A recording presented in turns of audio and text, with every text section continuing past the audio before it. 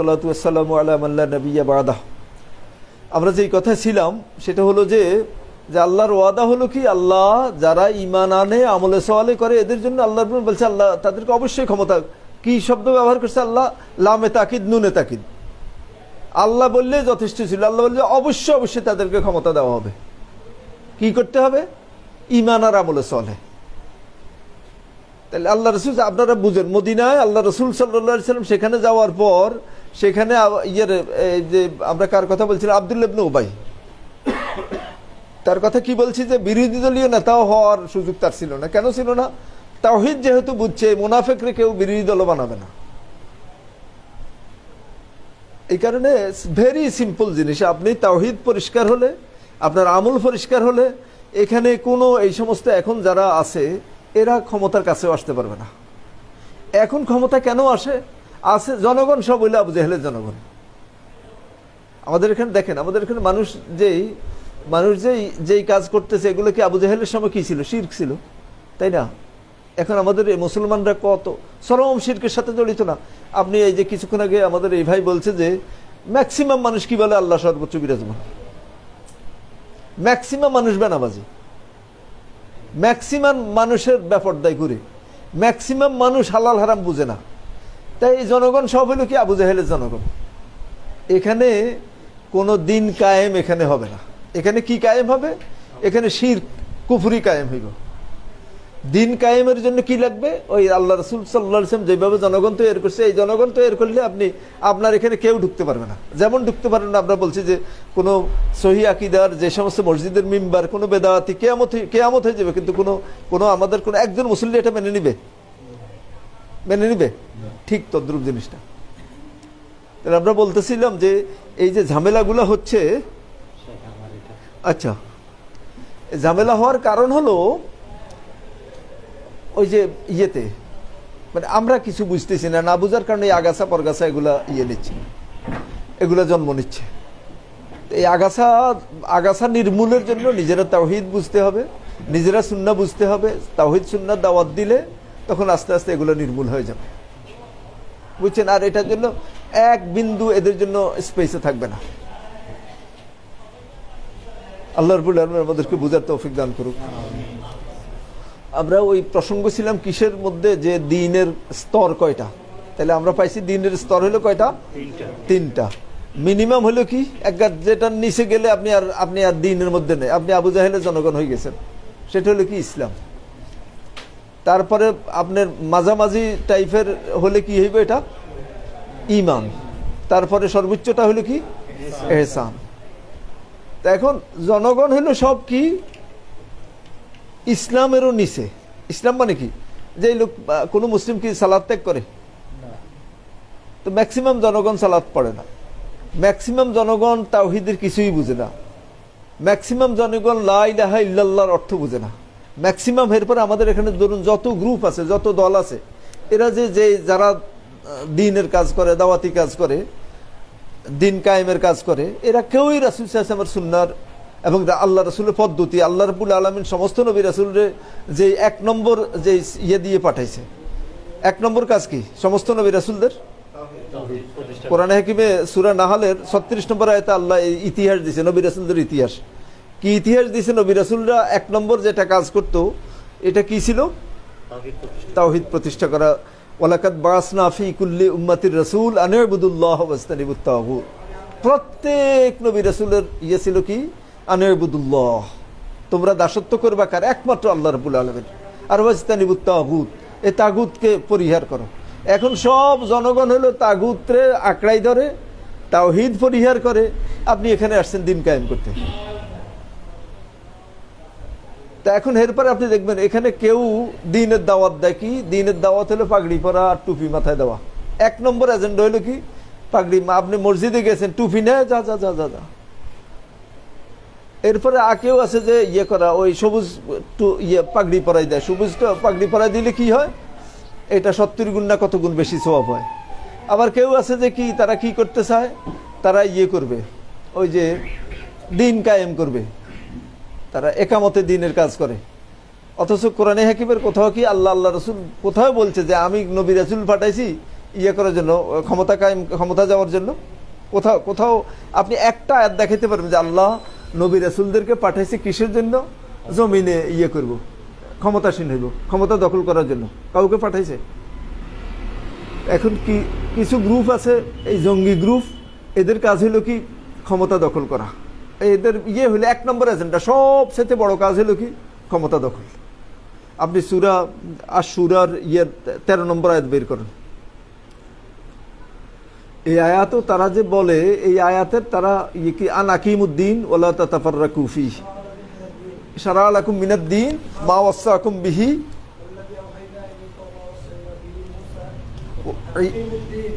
ওয়ালা তাতাফাররাকু ফীহি।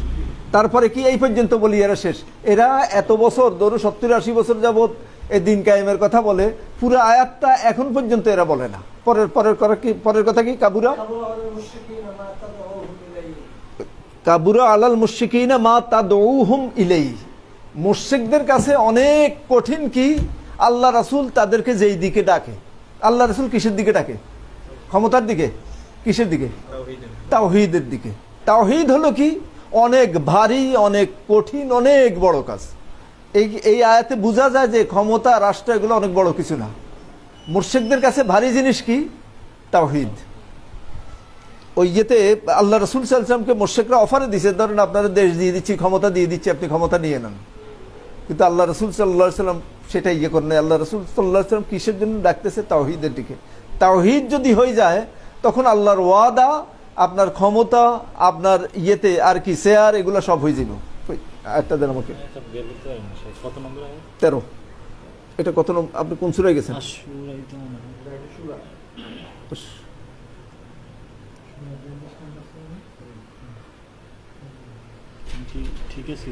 না, এটা সূরা ঠিক নেই। আপনি আশ-শুআরার মধ্যে গেছেন মনে হয়। আমার এই ইয়েটা দেন।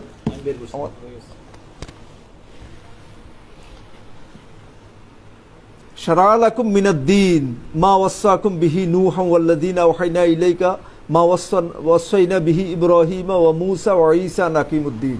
আপনারা জানেন যে উলুল আজম রাসূল, রাসূলদের মধ্যে সবচাইতে মর্যাদা সম্পন্ন রাসূল হলো এই 5 জন। সমস্ত নবী রাসূলদের মধ্যে সবচাইতে মর্যাদা সম্পন্ন কি? যে 5 জন, ওনাদেরকে কি বলা হয়? উলিল আমর। এই উলিল আজম, এই উলিল আজম, এই 5 জনের কথা এখানে আসছে। কে কে আছে? আওহাইনা ইলাইকা, 1 নম্বর হলো মুহাম্মদ রাসূলুল্লাহ সাল্লাল্লাহু আলাইহি সাল্লাম। এরপরে হলো ইব্রাহিম, মূসা, ঈসা। আর কে আছে? নূহ আলাইহিস সালাম। কই? শারা'a লাকুম মিনাদ-দীন মা ওয়াসা বিহি নূহান। হ্যাঁ, তাহলে এই 5 জনের কথা বললো যে এই 5 জনের কাজ ছিল কি? একামতে দ্বীনের কাজ করা। একামতে দ্বীন কি? একামতে দ্বীন মানে হলো তাওহীদ কায়েম করা। এখন এরা 40-50 বছর যাবত আমাদের এখানে যারা একামতে দ্বীনের কথা বলে, দিন কায়েমের কথা বলে, এরা কিন্তু এখানে আসি থামি যায়, আন আকিমুদ্দিন ওয়ালা তাতাফাররাকু ফি, এই পর্যন্ত। পরের কথা আর এরা বলে না। পরে কি বলছে আল্লাহ রাব্বুল আলামিন? কাবুরা আলাল মুশরিকিনা মা তাদউহুম ইলাইহি। মুশরিকদের কাছে এটা অনেক ভারী, এটা অনেক কঠিন, এটা অনেক বড় কাজ, অনেক কঠিন কাজ। সেটা কি? তাওহীদ। তা আমরা বলতেছিলাম যে ক্ষমতার পিছনে দৌড়ানোর দরকার নেই। যেমন আল্লাহ রাসূল সাল্লাল্লাহু আলাইহি সাল্লাম মক্কা থেকে মদিনায় গেল, মদিনা যাই দেখলো ওখানে চেয়ার পড়েই আছে। রাসূল সাল্লাল্লাহু আলাইহি ওয়াসাল্লাম ওখানে গেছে, আর আল্লাহ রাসূলের সাথে চেয়ারের প্রতিদ্বন্দ্বিতা করার কেউ ছিল? কেন ছিল না? যে লোকজন সব তাওহীদ বুঝছে। তাওহীদ বুঝার কারণে এখানে আবু জাহেল অথবা উতবা সাহেবার প্রেতাত্মারা এখানে কোনো রকম তাদের কোনো খানা নাই। যেমন আমরা উদাহরণ দিয়ে বুঝাইছি যে আমাদের সহিহ আকীদার মসজিদগুলোর মিম্বারে কোনো বেদাতি মৌলবীরে আসলে আমাদের কোনো মুসল্লি যত আদনা ইলম থাকুক, সালাফিয়াত মিনিমাম বুঝছে এই লোক এটা এলাও করবে না। আপনি আনায়াতুল্লাহ আব্বাসীর ইয়েতে দারুস সুন্নাহর ইয়েতে আনি দেন, একজন মানুষ এটা মেনে নিবে? কেন মেনে নিবে না? জনগণ তাওহীদ সুন্নাহ বুঝছে। অতএব কাজ হলো কি? লোকজনকে এরকম ইয়ে করা, তাওহীদের উপযোগী করা। তাওহীদের উপযোগী করলে তখন এই যে নেতৃত্ব থাকবে না। আর যদি আপনি তাওহীদের উপযোগী না করি, এরকম জনগণ, আবু জাহেলের জনগণ, আপনি এখানে যদি তাওহীদ কায়েম করতে চান, তা এটা কোনোদিনে হবে না। তা আমরা বলতেছিলাম এত কথা এই কারণে যে আমাদের এখানে বিভিন্ন ফেরকার বিভিন্ন যে ইয়েতে এই ঝামেলাগুলো যে ফিতনাগুলা করতেছে আমাদের ল্যাক অফ এলিম, আমাদের এলেম এত কমের কারণে না হয় এই যখন বলছে যে কি হয় এই আশেক মাসুক লেখছে অথবা ওই যে ইয়ে লেখছে কিয়া সালাত নামাজ রোজা হলো কি হজ জাকাত এগুলোর ট্রেনিং কোর্স নাউজুবিল্লাহ মিন যালিক, এটা বললেই তো তখন এদেরকে নিশ্চিহ্ন করে কোনো মানুষ এদের সাথে তো কথা বলার কোনো সম্পর্ক ইয়ে নেই এবং এদের উপর আল্লাহ লানত পড়ছে। দেখেন কতটা বেজ্জতি হচ্ছে। তো শরীয়তের একটা বিধান, ইসলামের স্তম্ভ, আপনার ইসলাম যে আল্লাহ রসুল বলছে কি বুনিয়াল ইসলাম আলা খামসিন, ইসলামের ভিত্তি হলো কয়টা? 5টা। প্রথম ভিত্তি হলো কি শাহাদাতুন আল্লাহ ইলাহা ইল্লাল্লাহ ওয়া আন্নী রাসূলুল্লাহ। এই প্রথম ভিত্তি আল্লাহ রাসূল সাল্লাল্লাহু আলাইহি ওয়াসাল্লাম এই প্রথম ভিত্তির দিকে ডাকছে 23 বছর 13 বছর যাবত। আপনি দেখেন যদিও বলা হয় যে 11.5 বছর বা 12 বছরের সময় হিজরত সংগঠিত হয়েছে, বা মোহাম্মদ বিন আব্দুল ওয়াহাব রাহিমাহুল্লাহ বলছেন 10 বছরের মাথা, যেহেতু এটা আরবিতে বলে যে লিল আকসারে হুকমুল কুল, মানে 13 বছরের মধ্যে যদি 10ও ধরি তাহলে 10 অধিকাংশ সময় না, তো আরবরা অধিকাংশটাকেই ইয়ে করে যে মানে পুরাটাই। তাহলে এই আল্লাহ রসুলের 23 বছরের মধ্যে রসুল সাল্লাল্লাহু আলাইহি ওয়াসাল্লাম 13 বছর যাবৎ দাওয়াত দিছে কি প্রথম দফার, ইসলামের প্রথম দফা যেটা শাহাদাতুন লা ইলাহা ইল্লাল্লাহ ওয়া আন্নী রাসূলুল্লাহ, লা ইলাহা ইল্লাল্লাহ আর মুহাম্মদুর রাসূলুল্লাহ। এটা যখন জনগণ বুঝার পর এরপরে কি হয়েছে, তখন এরপরে ক্ষমতা আছে আর সব চলে আসছে। আপনারও এখানে একই অবস্থা হবে যদি আপনি জনগণকে লা ইলাহা ইল্লাল্লাহ না বুঝাইতে পারেন, আপনি ক্ষমতার পিছনে দৌড়ি কোনো লাভ নেই। এটা মূর্খতা ছাড়া কোনো নবী রাসূল এগুলোর পিছনে দৌড়ায় নাই এবং আমাদের সালফে সালিহিন কেউ এগুলোর পিছনে দৌড়ায় নাই। ইমাম মালিক রাহিমাহুল্লাহ সুস্পষ্ট কথা বলছেন যে উম্মতের সমস্যার সমাধান প্রথম যেভাবে হয়েছে, উম্মতে মুহাম্মদিয়ার সমস্যার সমাধান প্রথম যুগে যেভাবে সমাধান হয়েছে কিয়ামত পর্যন্ত সমাধানের রাস্তা একটাই, নতুন কোনো সমাধানের রাস্তা হবে না। নতুন কোনো কিছু যদি কেউ সমাধানের রাস্তা মনে করে এটা একটা বিভ্রান্তি, এটাই ফিতনা। তো আমরা বলতেছিলাম যে আমাদের এলেম কম থাকার কারণে কত জিনিস, কত বেজাল, কত এজাল এখানে ইয়ে হচ্ছে, এগুলার এখানে চাষবাস হচ্ছে। তো আমাদের কাজ হলো কি নিজেরা এলেম বুঝা, আর এলেম বুঝার জন্য আমরা বললাম সূরা নাহলে যে 78 নম্বর আয়াত আল্লাহ রাব্বুল আলামিন বলছেন যে আল্লাহ মানুষদেরকে আল্লাহু আখরাজাকুম ফি বুতুনি উম্মাহাতিকুম ওয়া আনতুম লা তা'লামুনা শাইয়্যা, তোমাদেরকে তোমাদের মায়ের পেট থেকে আল্লাহ বের করে আনে কি তোমরা কিছুই জানতা না, পরে আল্লাহ তোমাদেরকে কি দিছে সামউন ওয়া আবসারুন ওয়াল আফিদা, শ্রবণ ইন্দ্রিয়, দেখার ইন্দ্রিয়, দর্শন ইন্দ্রিয় যেটা, এবং আমার হৃদয়ঙ্গম করার যেটা বুঝের যেই যোগ্যতা, এই যোগ্যতার মাধ্যমে কি হয়েছে মানুষের মধ্যে আল্লাহ রাব্বুল আলামিন ইয়ে দিছে যে তার হেদায়েত গ্রহণ করার মতো যোগ্যতা মানুষের মধ্যে তৈরি করছে। আল্লাহ রাব্বুল আলামিন আমাদেরকে যেন আমাদের শ্রবণ ইন্দ্রিয়টাকে, আমাদের দেখার ইন্দ্রিয় যেটা, এবং আমাদের অন্তরটাকে আমরা যেন হক গ্রহণ করা, হক বুঝা, হক শোনার কাজে ব্যবহার করতে পারি। আল্লাহ আমাদেরকে তৌফিক দান করুক। তা আমরা আমাদের মূল ইয়েতে কি দার্স শুরু করবো, আপনাদের আর কোনো প্রশ্ন না থাকলে।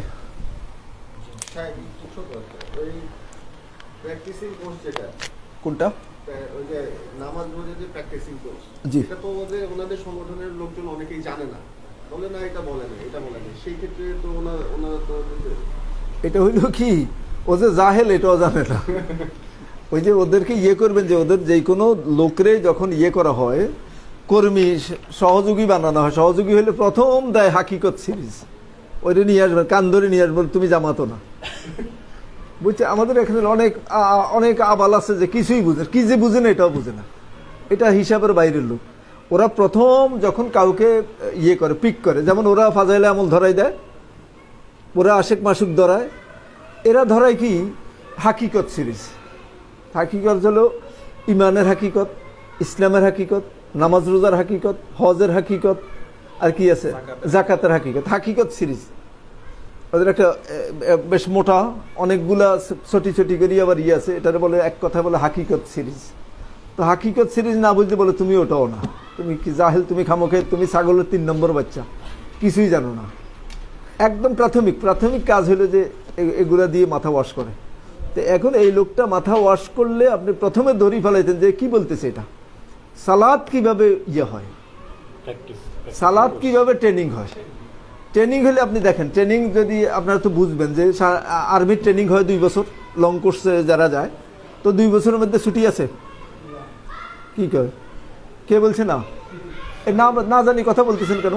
কেন ইয়ের মধ্যে ট্রেনিং পিরিয়ডের মধ্যে আপনি 6 মাস ট্রেনিংয়ের মধ্যে তো 1 মাস থাকে ছুটি। ট্রেনিং হলে কি মানুষ কি একদম ওখানে এর মধ্যে ইয়েতে, ওই আমাদের এক ফ্রেন্ড আর্মি ইয়েতে ছিল, সে এখানে ওই ট্রেনিং শেষ হওয়ার ভিতর দিয়ে সে বিয়ে করে হানিমুনও করছে, ছুটির ভিতর দিয়ে, ইয়ের ভিতর দিয়ে, ট্রেনিংয়ের ভিতর দিয়ে, মানে ছুটি আছে।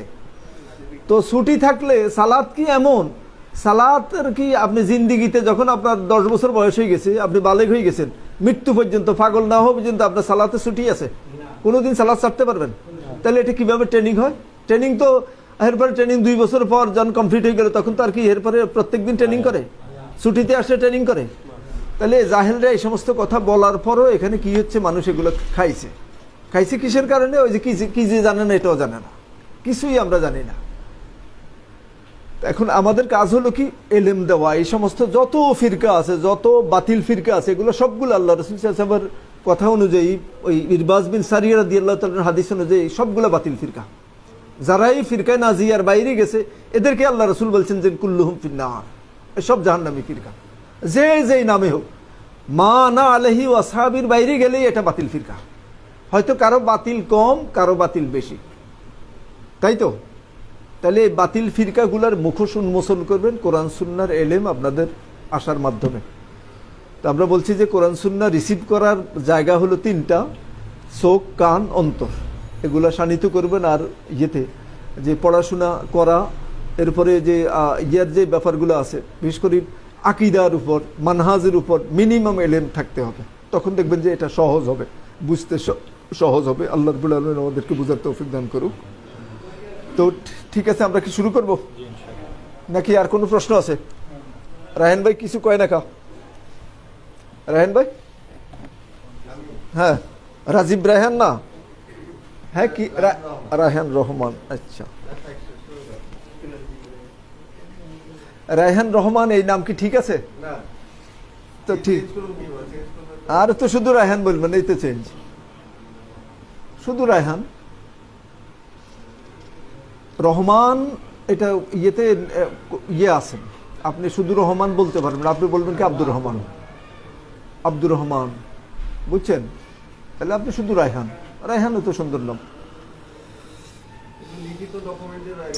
লিখিত থাকুক, লিখিত হইলে আর সেটা তো আল্লাহ দেখতেছে আপনার যে অসহায়ত্ব, এখন কাগজপত্র চেঞ্জ করা কঠিন। আপনি আপনার না, আপনার যেটা, আপনি শুধু রায়হান বলবেন, এরপরে কাগজপত্রের ওখানে বাধ্য হয়ে লিখবেন। আর যদি সম্ভব হয় চেঞ্জ করে ফেলাবেন। ইন্নাল হামদালিল্লাহি নাহমাদুহু ওয়া নাস্তাঈনুহু ওয়া নাস্তাগফিরুহু ওয়া নাউযু বিল্লাহি মিন শুরুরি আনফুসিনা ওয়া মিন সাইয়্যাতি আমালিনা মান ইয়াহদিহিল্লাহু ফালা মুদিল্লা লাহু ওয়া মান ইউদ্লিলহু ফালা হাদিয়া লাহু ওয়া আশহাদু আল্লা ইলাহা ইল্লাল্লাহু ওয়াহদাহু লা শারীকা লাহু ওয়া আশহাদু আন্না মুহাম্মাদান আবদুহু ওয়া রাসূলুহু আম্মা বা'দ। আউযু বিল্লাহি মিনাশ শাইতানির রাজীম। বিসমিল্লাহির রহমানির রহিম। يا أيها الناس اتقوا ربكم الذي خلقكم من نفس واحدة وخلق منها زوجها وبث منهما رجالا كثيرا ونساء واتقوا الله الذي تساءلون به والأرحام إن الله كان عليكم رقيبا يا أيها الذين آمنوا اتقوا الله حق تقاته ولا تموتن إلا وأنتم مسلمون يا أيها الذين آمنوا اتقوا الله وقولوا قولا سديدا يصلح لكم أعمالكم ويغفر لكم ذنوبكم ومن يطع الله ورسوله فقد فاز فوزا عظيما أما بعد। আলহামদুলিল্লাহ, আমাদের যে ধারাবাহিক দার্স, এটা আমাদের গ্রন্থ হলো বুলুগুল মারামের উপর আমাদের দার্স চলছে। আমাদের দার্স গত কিবার ছিল?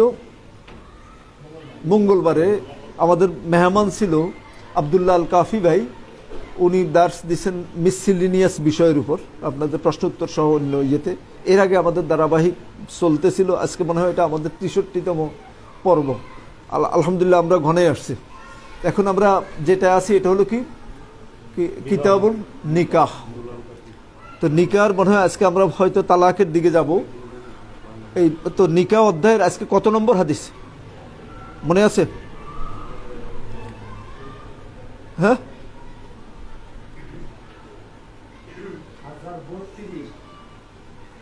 1032, ঠিক আছে। মা যা ফি কিল্লাতিল মাহরে ওয়া জাওয়াজুহু বিগাইরিন নাকদ, অল্প মোহরানা প্রসঙ্গ এবং তা নগদ টাকার পরিবর্তে অন্য কিছু দ্বারা দেওয়ার বৈধতা, নাকি মনে নাই কারো? 1032 এটাই আমরা শুরু করবো নাকি? এখানে অধ্যায়ের আসছে এটার ইয়েটা হলো কি, দেন মোহরটা, মা যা ফি কিল্লাতিল মাহরে, কিল্লাতুন মানে হলো যে কম, মোহর যেটা আমরা নির্ধারণ করি এটা কম নির্ধারণ করা, অথবা ওয়াজাওয়াজুহু বিগাইরিন নাকদ, অথবা এটা করা বাকিতে যে মাহার, এটা কি এটা শরীয়তে জায়েজ, এই সংক্রান্ত হাদিসটা নিয়ে আসছে আন জাবির ইবনে আব্দুল্লাহ রাদিয়াল্লাহু আনহুমা, জাবির ইবনে আব্দুল্লাহ রাদিয়াল্লাহু আনহুমা থেকে বর্ণিত, আন্না নবী সাল্লাল্লাহু আলাইহি সাল্লাম قال মান আতা ফি সাদাকি ইমরাআতিন সাবিকান আও তামরান ফাকাদ ইস্তাহাল্লা, আখরাজাহু আবু দাউদ ওয়া আশারা ইলা তারজিহি ওয়াকফিহি। এই হাদিস মনে হয় আলোচনা হয়েছে। মানে আল্লাহ রাসূল সাল্লাল্লাহু আলাইহি ওয়াসাল্লাম বলল যে ব্যক্তি কোনো রমণীকে মোহরানায় সাতু বা খেজুর দিল, সে ওই মহিলাকে তার জন্য হালাল করে নিল। এই হলো মূল মতন হাদিসের। মান আতা ফি সাদাকিন ইমরাআতিন সাবিকান আও তামরান ফাকাদ ইস্তাহাল্লা, আখরাজাহু আবু দাউদ।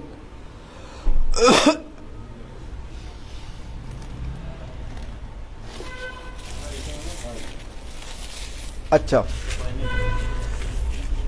তাহলে ওই ইয়েটা হলো কি, সাতুর বিনিময়ে অথবা কিসের বিনিময়ে, খেজুর, এটা মোহরানা হিসাবে এটা হতে পারে, ঠিক আছে। তো এইখানে তো ইয়ের কথা আসে নাই, পরের হাদিসে হয়তো বাকির কথা আসতে পারে। ছাতু হলো যে আমাদের এখানে যে পাওয়া যায়, জবের যে আটা, আমরা তো গমের আটা আর ভুট্টার আটা চিনি, ছাতু ওই জবটা আমাদের এখানে কম পাওয়া যায়। ছাতু আরব দেশে প্রচুর ছিল, আল্লাহ রাসূলের যুগে মূল খানা ছিল এই এটা জবের যে আটা। তাহলে এটার বিনিময়ে হতে পারে, মানে এটা মোহরানা হতে পারে।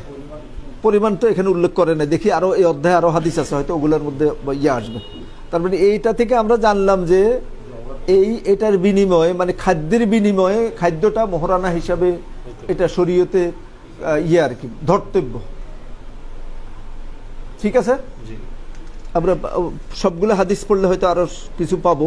পরের হাদিস আসছে ওয়ান আব্দুল্লাহ ইবনে আমির ইবনে রাবিয়া রাদিয়াল্লাহু আনহু আন আবিহি আন্না নবী সাল্লাল্লাহু আলাইহি সাল্লাম আজাজা নিকাহা ইমরাআতিন আলা নালাইনে, আখরাজাহু তিরমিজি ওয়া সাহাহাহু খুলিফা ফি যালিক। আচ্ছা, আব্দুল্লাহ ইবনে আমর ইবনে রাবিয়া রাদিয়াল্লাহু আনহু তার পিতা থেকে বর্ণনা করেন, কি বর্ণনা করেন, আন্না নবী সাল্লাল্লাহু আলাইহি সাল্লাম আজাজা নিকাহা ইমরাআতিন আলা নালাইনে, আল্লাহ রাসূল সাল্লাল্লাহু আলাইহি সাল্লাম মানে দুইখানা জুতা, মানে এক জোড়া জুতার বিনিময়ে কি করলেন, নিকাহ, বিবাহ জায়েজ।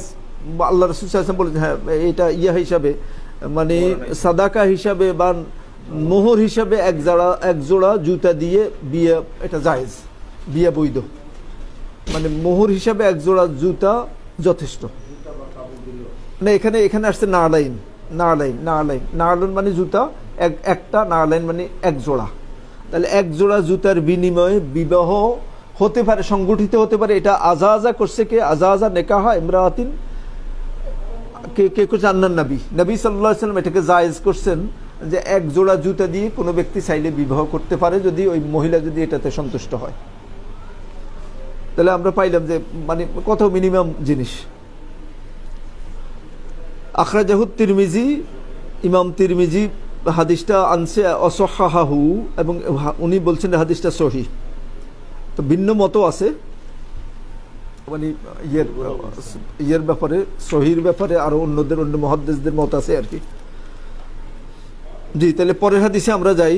ওয়ান সাহাল ইবনে সাদ রাদিয়াল্লাহু আনহুমা قال زوج النبي رجلا امرأة بخاتم من حديد أخرجه الحاكم وهو طراف من الحديث الطويل المتقدم في أوائل النكاح. وعن علي قال لا يكون المهر أقل من 10 دراهم أخرجه الدارقطني মাওকুফান ফি সানাদি আচ্ছা, এখানে সাহাল ইবনে সাদ রাদিয়াল্লাহু আনহুমা থেকে বর্ণিত, তিনি বলেন জাওয়াজান নাবিয়্যু রাজুলান, আল্লাহ রাসূল সাল্লাল্লাহু আলাইহি ওয়াসাল্লাম এক ব্যক্তিকে দিলেন, বিবাহ দিলেন। তার বিবাহ দিলেন কিসের ভিত্তিতে? রাজুলান ইমরাতান, এক ব্যক্তির কাছে একটা মহিলাকে বিবাহ দিলেন, বিখাতামা মিন হাদিদ, খাতাম মানে হলো আংটি, হাদিদ মানে লোহা, লোহার একটা আংটির বিনিময়ে এটাকে মোহর নির্ধারণ করে বিয়ে দিছেন। তার মানে ইয়েতে আমরা পাইলাম যে প্রথম পাইলাম খেজুর, তারপরে জবের গুঁড়া যেটা ছাতু, এরপরে হলো জুতা, এখানে হলো কি ইভেন কি লোহার আংটি। এই হাদিস লম্বা হাদিসের একটা পার্ট এটা। আমরা এই হাদিস সংক্রান্ত ব্যাপারে জানি যে আল্লাহ রাসূল সাল্লাল্লাহু আলাইহি সাল্লামের কাছে একবার এক মহিলা আসি বলল যে আমি ওয়াহাবতু, আমি আমাকে হেবা করছি আপনার জন্য। তো আল্লাহ রাসূল সাল্লাল্লাহু আলাইহি ওয়াসাল্লাম তার দিকে একবার তাকাই, এরপর রাসূল সাল্লাল্লাহু আলাইহি ওয়াসাল্লাম দৃষ্টি নিচের দিকে নিয়ে নিল, আর ওদিকে তাকাচ্ছে না। তো আরেকজন সাহাবী সেখানে উপস্থিত ছিলেন, উনি খেয়াল করলেন যে আল্লাহ রাসূল সাল্লাল্লাহু আলাইহি ওয়াসাল্লামের সম্ভবত কোনো আগ্রহ নেই। তো উনি আল্লাহ রাসূলের অনুমতি নিয়ে বলল যে ইয়া রাসূলুল্লাহ, আপনার যদি এই মহিলার প্রতি কোনো আগ্রহ না থাকে, বিয়ে করতে না চান, তাহলে তারা আমার সাথে বিয়ে দিয়ে দেন। তখন আল্লাহ রাসূল সাল্লাল্লাহু আলাইহি ওয়াসাল্লাম তারা কি বলছে যে তুমি তার জন্য কিছু তোমার বাসায় যাই দেখো কিছু আছে কিনা, তোমার কাছে কিছু আছে কিনা। বলে যে না, তো বাসায় যাও। বাসায় যাই ঘুরিয়ে আসলো, কিছুই আনতে পারলো না, ঘরে কিছু নেই। পরে বললো তুমি যাও, অন্তত লোহার একটা আংটি হলো যে নিয়ে আসো। এরপরে ঘুরিয়ে আসি, বলে ইয়া রাসূলুল্লাহ লোহার আংটিও নাই। পরে অনেকক্ষণ বসে থাকি, চলে যাচ্ছিল, তখন আল্লাহ রাসূল ডাক দিছে, ডাক দিয়ে বললো যে তোমার কাছে কি তুমি কোরআনের কয়টা সূরা, কয়টা আয়াত, কতটুক পাঠ মুখস্থ জানো? বললো যে মানে অমুক অমুকটা জানি। আল্লাহ রাসূল সাল্লাল্লাহু আলাইহি ওয়াসাল্লাম তাকে বিয়ে দিল, ওই যে কোরআনে হাকিমের যেই পাঠটা সে মুখস্থ জানে, এটা ওই তার মহিলাকে শিখাবে, এটা হলো তার মাহার। তাহলে ইসলামে বিয়েটা কত সহজ। কিন্তু আপনি দেখেন সেখানে জেনা করতে যদি কেউ চাইতো, সারা মানে মুসলিম রাষ্ট্রের সবাই মিলিয়ে একসাথে হলেও কি করতে পারতো না, জেনার কোনো ফাঁক ফোকর বাইর করতে পারতো না। কিন্তু বিবাহটা ছিল কি একদম সহজ। তো ইসলামী সমাজ হলো এরকম, মানুষ যদি তাওহীদ সুন্নাহ বুঝতো, তখন কি হইতো, বিবাহটা সহজ হয়ে যেত। কঠিন হইতো কি আল্লাহর নাফরমানি করা, হারাম কাজটা। কিন্তু আমাদের এখানে উল্টাটা হয়েছে।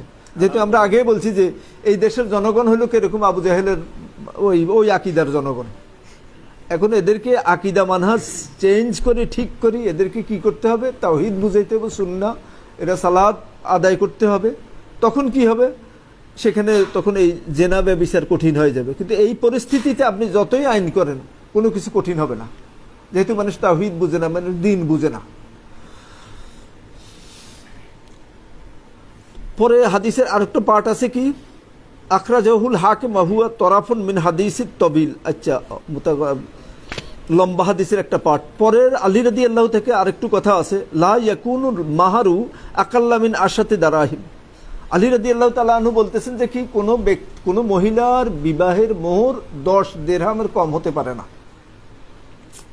আখরাজাহুদ দারাকুতনি, দারাকুতনিতে হাদিসটা আছে মাওকুফান, মাওকুফ হাদিস। অফি সানাদিহি মাকালুন। আচ্ছা, মাওকুফের কথাটা কি আপনাদের মনে আছে কিনা? কোন হাদিসে মাওকুফ হাদিস বলে? রাসূল সাল্লাল্লাহু আলাইহি ওয়াসাল্লাম পর্যন্ত পৌঁছায় নাই, কোন পর্যন্ত পৌঁছছে? সাহাবী পর্যন্ত পৌঁছছে যেই হাদিসের সনদ, এটাকে কি বলে? আর রাসূল সাল্লাল্লাহু আলাইহি ওয়াসাল্লাম পর্যন্ত যে হাদিসের সনদ পৌঁছছে মারফু। আর তাবি পর্যন্ত যে হাদিসের সনদ পৌঁছছে আসার বলে এটাকে। এই আসারের এটার নাম আছে, এই হাদিসের নাম কি? হ্যাঁ কি হ্যাঁ সহি। আর আমরা সহি আর গায়রে সহির প্রশ্ন না, এই হাদিসের পরিভাষা হলো মাকতু। মাকতু মাকতু তাহলে মাকতু, মাওকুফ, মারফু। তো এই হাদিসটার ব্যাপারে বলছে যে হাদিসটা হলো কি মাওকুফ হাদিস, মানে এটা সাহাবীর কাউল, আলী রাদিয়াল্লাহু তাআলা আনহুর কাউল। দেখুন নবী সাল্লাল্লাহু আলাইহি ওয়াসাল্লাম তো উপস্থিত ছিলেন কোথায়, এই কোথায় আলী রাদিয়াল্লাহু তাআলা যেটা বলছেন এখানে, এখানে না, আপনি নবী সাল্লাল্লাহু আলাইহি ওয়াসাল্লাম কই পাচ্ছেন? এটা এখানে আলী রাদিয়াল্লাহু থেকে বর্ণিত, তিনি বলতেছেন কি লা ইয়াকুনুল মাহারু আকাল্লা মিন আশাতে দারাহিম। এই এই এই কতটুকু এই মতনটার ব্যাপারে বলা হয়েছে যে এটা কি আলী রাদিয়াল্লাহু তাআলা, মানে এটা মাওকুফ হাদিস হিসেবে মুহাদ্দিসিন কিরাম সাব্যস্ত করছে। তাহলে আমরা বাকির কথা পাইলাম না তো। কিন্তু তিনটাই তো জয়ী হাদিসের আন্ডার, মানে ইয়েতে বলতেছে। না না, আমি এটা বলতেছি না, আমাদের ভূমিকায় কি ছিল। হেডিং ছিল যে মা যা ফি কেল্লাতিল মাহারে ও জাওয়াজুহু বেগাইরি নাকদে, মানে ইয়ে ছাড়া, নগদ ছাড়াও বিবাহ জায়েজ। এখানে তো বাকির কোনো কিছু পাইলাম না, তো কি কোনোটা কি বাকি আছে হাদিসের কোনোটা থেকে? তো আমরা বাকি বুঝলাম না। এখানে বাকি উদ্দেশ্য না, উদ্দেশ্য হচ্ছে যে পণ্য বা তারপরে জুতা। আচ্ছা আচ্ছা আচ্ছা আচ্ছা আচ্ছা আচ্ছা, মানে ক্যাশ না, ক্যাশ না, ক্যাশ না, এটা হলো যে কোনো ইয়ের পণ্য পণ্য পণ্য। ইয়েস, তাহলে কি আমরা পরের অধ্যায়ে যাব? ইয়েতে কি আমল করা যাবে? কেন করা যাবে না? মানে প্রশ্ন না না, ইয়েতে তো হলো যদি এই ইস্যুতে যদি কোনো সহিহ হাদিস না থাকে, তখন আপনি এটা তো আহমদ ইবনে হাম্বল রাহিমাহুল্লাহ বলছেন মানুষের মতের চাইতে এটাও আমার কাছে আরো অনেক বেশি মূল্য আছে এই যে ইয়েতে। আর এটা তো আপনি সব তো একদম যেরকম আপনি জয়ীব বলি ফেলেছেন, সব মুহাদ্দিস তো এরকম জয়ীব বলে নাই। আপনি তো তাহলে তো ইনসাফের কথা হলো না, কেউ বলছে হাসান, কেউ বলছে জয়ীব, কেউ বলছে সহি।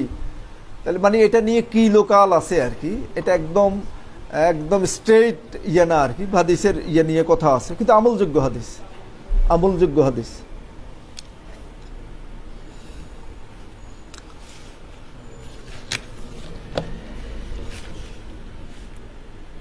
কেন বললাম স্যার, ওই যে মরণার বিবরণ, অল্প মরণা প্রসঙ্গে যে দুখানা জুতার বিনিময়ে যে হাদিসটার কথা উল্লেখ করছে, এটা বলছে হলো মুনকার এবং সর্বদা পরিত্যাজ্য। এটা হলো আমার অ্যাপসের কারণে হয়তো এটা ভুল হতে পারে, কিন্তু বই কি বলছে সেটা কি জানি।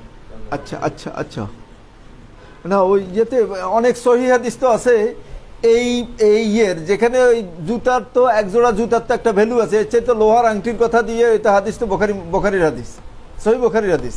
তাহলে শাওয়াহিদ যদি বোখারির হাদিস থাকে, আপনি এটার একদম মুনকার বানি ফেলানোর তো কোনো মানে হয় না।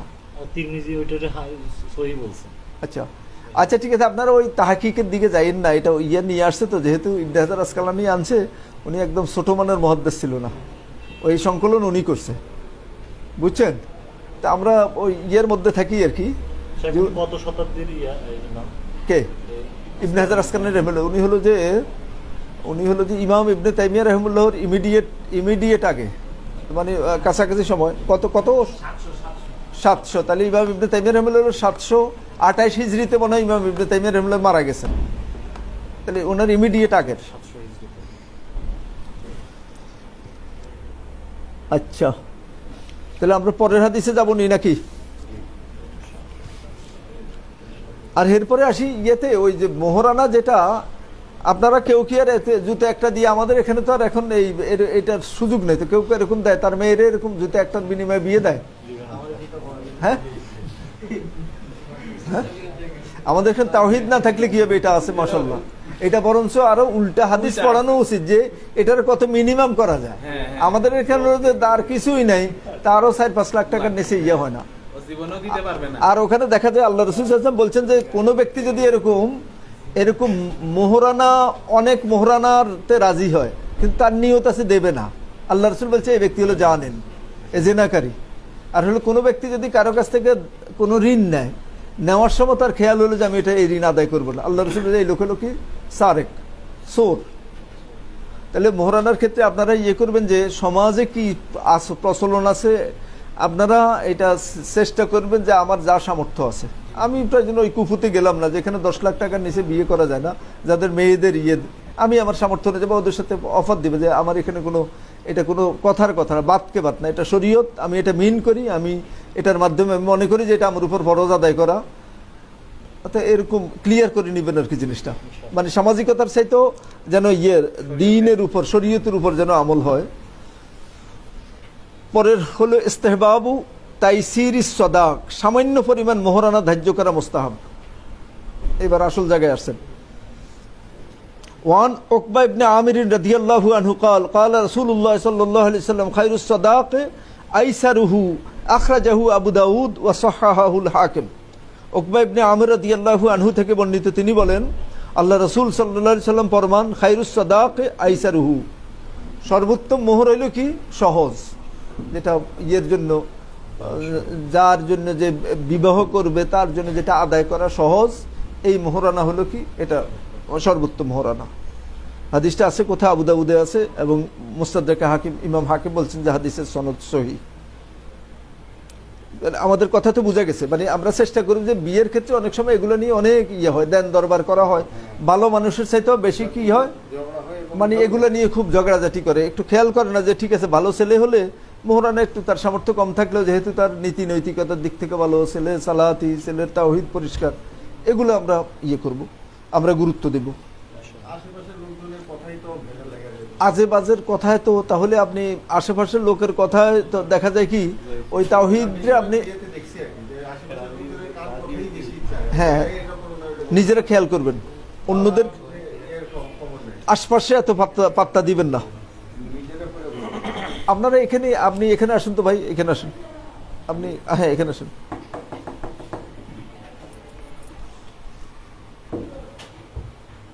এখানে কষ্ট করে আসি, বসে থাকলে তো হলে ধরুন নিজে তো কথা বলি, মনোসংযোগ কি হয় আমি জানি না, অন্যদেরও তো ডিস্টার্ব হয়।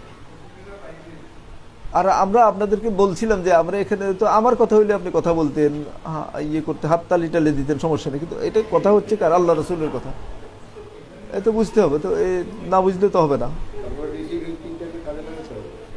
তো ওগুলো তো জাস্ট বলার জন্য বলছি, কেউ তো আর এটা ওইভাবে মিন করে না।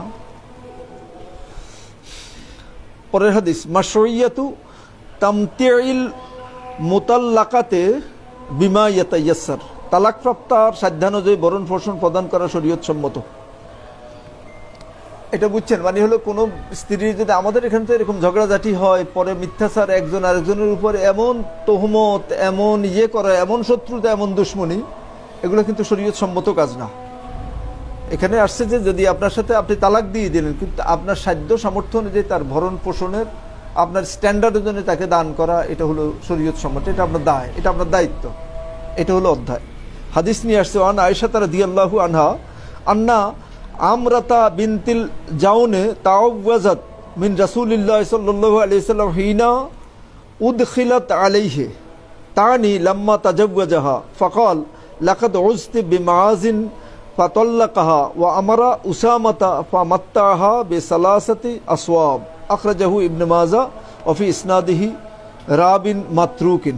আচ্ছা, এইটার ইয়েতে উল্লেখ করছে যে সনদে বেশ সমস্যাওয়ালা হাদিস আর কি আসছে। আয়েশা রাদিয়াল্লাহু আনহা থেকে বর্ণিত, আল জাউন কন্যা আমরাকে রাসূলুল্লাহ সাল্লাল্লাহু আলাইহি সাল্লামের নিকট পেশ করা হলে সে রাসূলুল্লাহ সাল্লাল্লাহু আলাইহি সাল্লাম থেকে আল্লাহর আশ্রয় প্রার্থনা করেন। এটা হলো যে রাসূল সাল্লাল্লাহু আলাইহি সাল্লাম এক অভিযানে এক মানে এক মহিলাকে বিবাহের প্রস্তাব দিছে। তার বিবাহের প্রস্তাব দেওয়ার আল্লাহ রাসূল সাল্লাল্লাহু আলাইহি ওয়াসাল্লামের কাছে তাকে উপস্থাপন করা হয়েছে। এন্ড হে বলতেছে, আমি আল্লাহর ওয়াস্তে আপনার কাছ থেকে মাপছে, আপনি আমারে করবেন না, আমি আপনার সাথে বিয়ে বসবো না, বুঝছেন? আমি এটা পড়ি, বলা হয়েছে, সমস্যা আছে সনদে, কিন্তু এরকম সনদে আরো হাদিস আছে, মানে কতটা পোড়া কপাল সব যুগেই ছিল। আল্লাহ রাসূলরে বলতেছে যে আপনি আমারে ক্ষমা করে দেন, মাফ করে দেন, ওই আল্লাহর ওয়াস্তে আপনি আমারে ক্ষমা করেন। তখন আল্লাহ রাসূল বলছে, তুমি এমন ওসিলা দিছো, এমন জায়গার কথা বলছে, হ্যাঁ ঠিক আছে, তোমাকে পরে তারে কিছু কাপড় চোপড় দিয়ে তারে কি করছে, তার কবিলার কাছে পাঠাই দেওয়া হয়েছে, বুঝছেন জিনিসটা? তো এইটাতে করছে যে রাসূল সাল্লাল্লাহু আলাইহি ওয়াসাল্লাম তারে বিয়েও করে নাই, তারপরেও কি করছে, তারে কয়েকটা কাপড় দিয়ে সম্মানের সহিত তাকে পাঠাই দিছে তার কাছে। তো এটা ইবনে হাজার আসকালানী রাহিমাহুল্লাহ অধ্যায় রচনা করছেন যে সামর্থ্য পরিমাণ কি করা, যদি তালাক প্রাপ্ত হয় তো সেই ক্ষেত্রে এখানে আল্লাহ রাসূলের তালাক প্রাপ্ত অনসে, সে আপনি দেখেন হাদিসটা হলো কি, হিনা উদখিলাত আলাইহি, আল্লাহ রাসূল সাল্লাল্লাহু আলাইহি ওয়াসাল্লাম তার কাছে যখন প্রবেশ করলো, তানি লাম্মা তাজাওয়াজা, আল্লাহ রাসূল সাল্লাল্লাহু আলাইহি ওয়াসাল্লাম তাকে বিয়ে করলো। ফাকালা লাকাদ উজতি বিমাজিন, লাকাদ উজতি বিমাজ, আচ্ছা, ফাতাল্লাকাহা, তালাক দিছে তো বলতেছে। সনদের ব্যাপারটা আগে পড়ি কি লেখছে।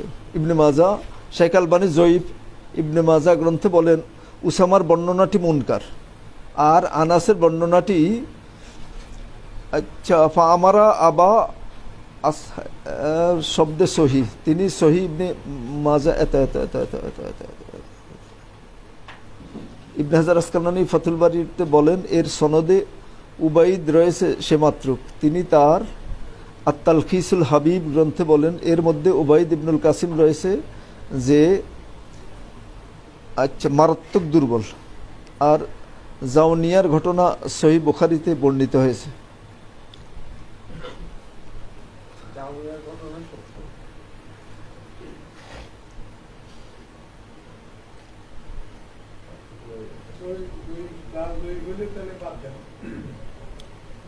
আচ্ছা আমরা পরের হাদিসে যাই।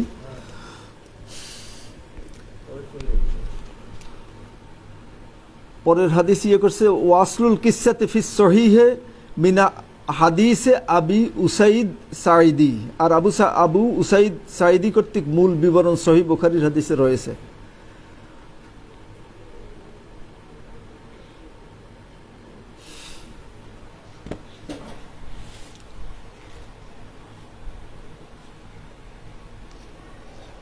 এই সমস্ত হাদিস পড়লে আবার এগুলা ওই নাস্তিকরা এগুলারে নিয়ে অনেকভাবে তারা তাদের মতো করে ইয়ে করে আর কি।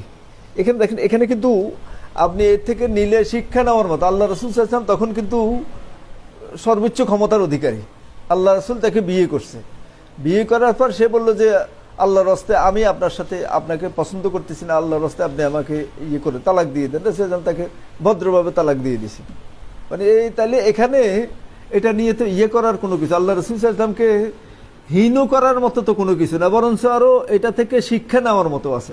আমরা অনেক সময় এরকম হয় না যে কোনো কারণে হয়তো আন্ডারস্ট্যান্ডিং আর হলো না, তখন কি হয় আমরা গুঁ ধরি যে না আমার যেহেতু এত টাকা খরচ হয়েছে, এই হয়েছে সেই হয়েছে, এত আনুষ্ঠানিকতা এত সামাজিকতা, আমার মান সম্মান। আল্লাহ রাসূল একটা কথা বলে না, কি বলছে? বলছে তারে কয়েকটা কাপড় দিয়ে, কয়টা কাপড়? সালাসা বি সালাসাতে আসওয়াব, 3টা কাপড় দিয়ে তাকে আল্লাহ রাসূল সাল্লাল্লাহু আলাইহি ওয়াসাল্লাম বিদায় করে দিয়েছেন। তা আমরা তাহলে পরের হাদিসে যাই। বাবুল ওয়ালিমা। ওয়ালিমা কি? বিয়ের পর বিবাহ যে হয়েছে এটা ঘোষণা দেওয়ার জন্য যেই আচ্ছা এটাকে আচ্ছা এটাকে ওয়ালিমা বলে। এটা দায়িত্ব হলো বর পক্ষে, বরের। তো হাদিস নিয়ে আসছে আন আনাস ইবনে মালিক রাদিয়াল্লাহু আনহু আন্না নবী সাল্লাল্লাহু আলাইহি ওয়াসাল্লাম রাআ আলা আব্দুর রহমান ইবনে আউফ আসরা সুফরাতিন قال ما هذا قال يا رسول الله صلى الله عليه وسلم إني تزوجت امرأة على وزن نواة من ذهب فقال فبارك الله لك أولم ولو بشاة متفق عليه واللفظ لمسلم। আনাস ইবনে মালিক রাদিয়াল্লাহু তাআলা আনহু থেকে বর্ণিত, তিনি বলেন আল্লাহ রাসূল সাল্লাল্লাহু আলাইহি ওয়াসাল্লাম একদিন দেখলো কি রাআ আলা আব্দুর রহমান ইবনে আউফ আসারা সুফরাতিন। একদিন আব্দুর রহমান ইবনে আউফ রাদিয়াল্লাহু তাআলা আনহুর গায়ে হলুদ রং দেখলো আর কি, জামা কাপড়ের মধ্যে হলুদের দাগ লেগে আছে। মা হাজ, আল্লাহ রাসূল সাল্লাল্লাহু আলাইহি ওয়াসাল্লাম দেখি বলল যে কি ব্যাপার, এটা কি, এই কিসের দাগ? তো কাল আব্দুর রহমান ইবনে আউফ রাদিয়াল্লাহু তাআলা আনহু জবাব দিচ্ছেন, ইয়া রাসূলুল্লাহ ইন্নী তাজাওয়াজতু ইমরাআতান আলা ওয়াজনে নাওয়াতিন মিন যাহাবিন।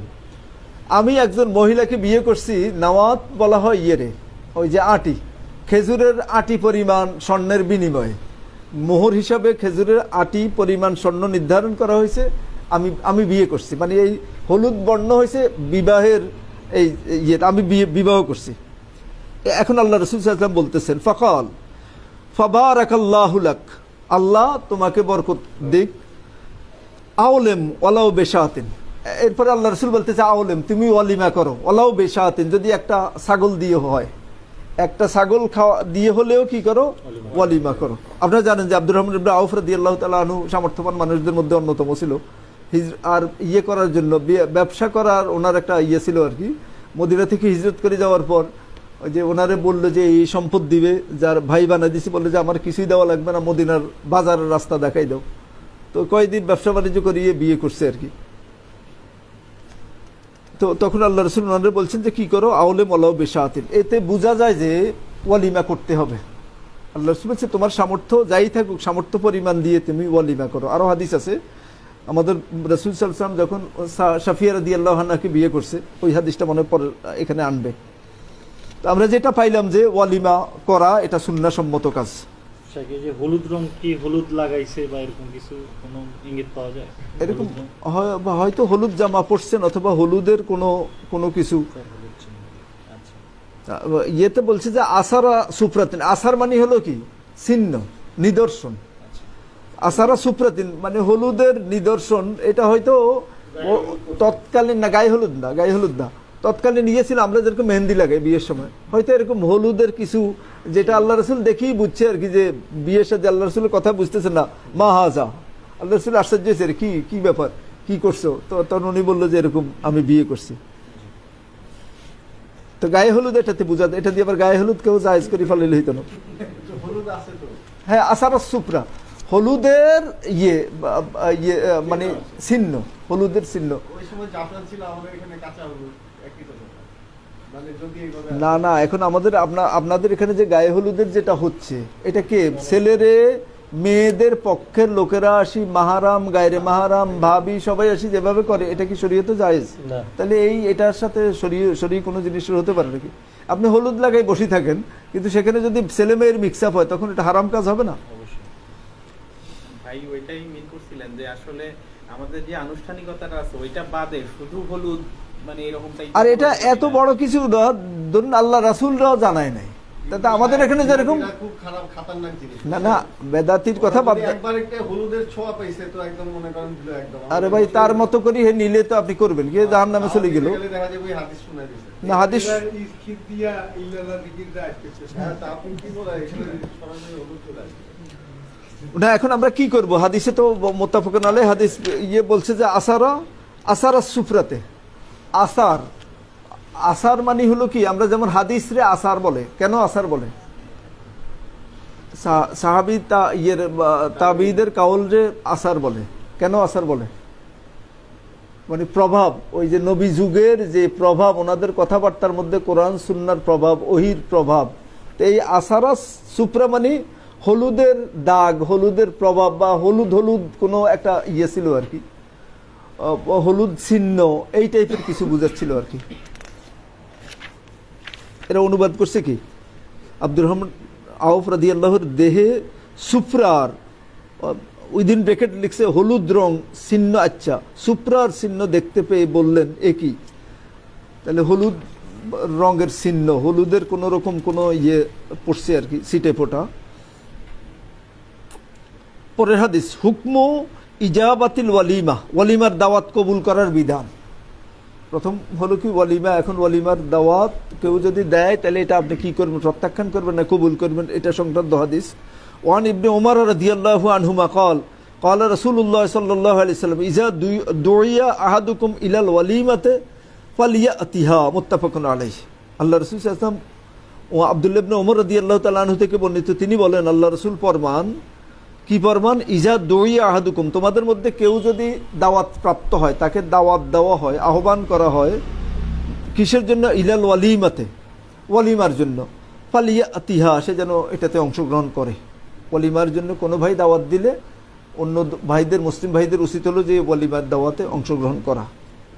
ওয়ালি মুসলিম ইজা দা আহাদুকুম আখাহু ফালিয়ুজিব উরসান কানা আও নাহবাহু।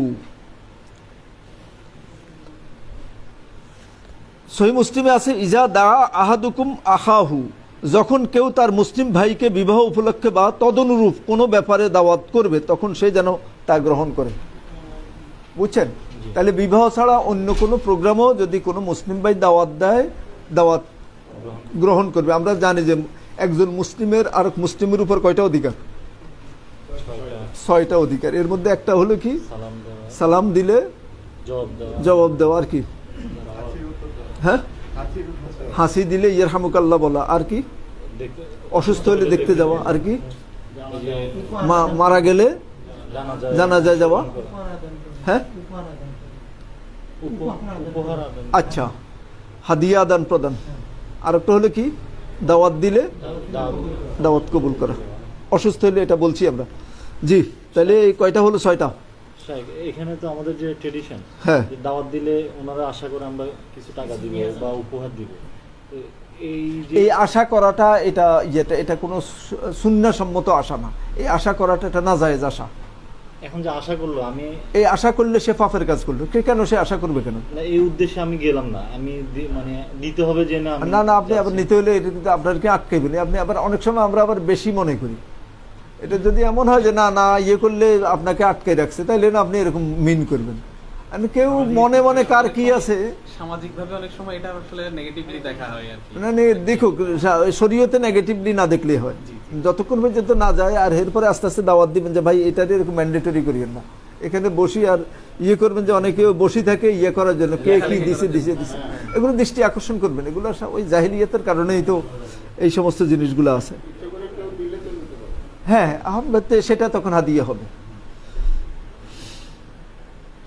তাহলে আমরা পরের হাদিসে সহিহ মুসলিমে বললো যে শুধু বিয়ের না, ওয়ালিমা না, যেই কোনো একজন মুসলিম ভাই দাওয়াত দিলে দাওয়াত আপনি ইয়ে করবেন, এটা কবুল করবেন। আর ওই দেখি দেখি আর একটা জিনিস করা যাবে না, একদম শুধু সামর্থ্যবান মানুষদেরকে দাওয়াত দিবেন, গরিব মানুষের দাওয়াত দিবেন, এরকম না। মিলাদের দাওয়াত দেয়, এটা কিন্তু দাওয়াত দেয়। কিসের? মিলাদ কর্মীদের দাওয়াত দেয়। না, দাওয়াত হয়। সেটা তো কোনো মুসলিমের কাজ হতে পারে না। আপনি ওই দাওয়াতে যদি আপনারা যদি ইয়ে কবর পূজার জন্য দাওয়াত দেয়, আপনি কি সেখানে যাবেন না? ওটা তো মুসলিমের কাজ না। এখানে বলছে যে কি, যা দা আহাদুকুম আখাহু, যখন কোনো মুসলিম ভাই তার বাইরে দাওয়াত দেয়, এটা তো মুসলিম না, এটা শিরকের দাওয়াত দিবে, আপনি ওখানে যাবেন কেন? পরের হাদিস, ওয়ান আবি হুরায়রা রাদিয়াল্লাহু আনহু قال قال رسول الله صلى الله عليه وسلم شر الطعام طعام الوليمة يمنعها من يأتيها ويدعى إليها من يأباها ومن لم يجب الدعوة فقد عصى الله ورسوله أخرجه مسلم। আবি হুরায়রা রাদিয়াল্লাহু আনহু থেকে বর্ণিত, তিনি বলেন রাসূলুল্লাহ সাল্লাল্লাহু আলাইহি ওয়াসাল্লাম বলেছেন, ওয়ালিমার ওই খাদ্য, ওইখানা মন্দখানা যার আগমনকারীকে নিষেধ করা হয় আর অস্বীকারীকে আহ্বান করা হয়। বুঝছেন?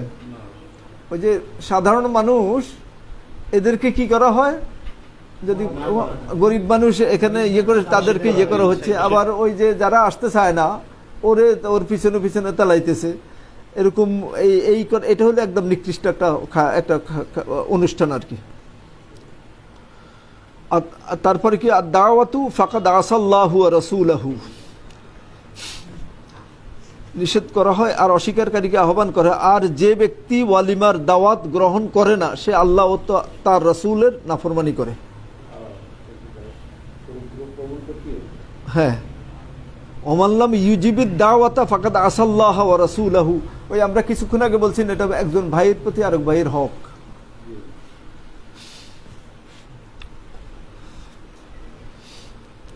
তাহলে আমরা কি পাইলাম, যে এই সমস্ত যদি মুসলিম ভাই দাওয়াত দেয় আমরা সেখানে অংশগ্রহণ করব।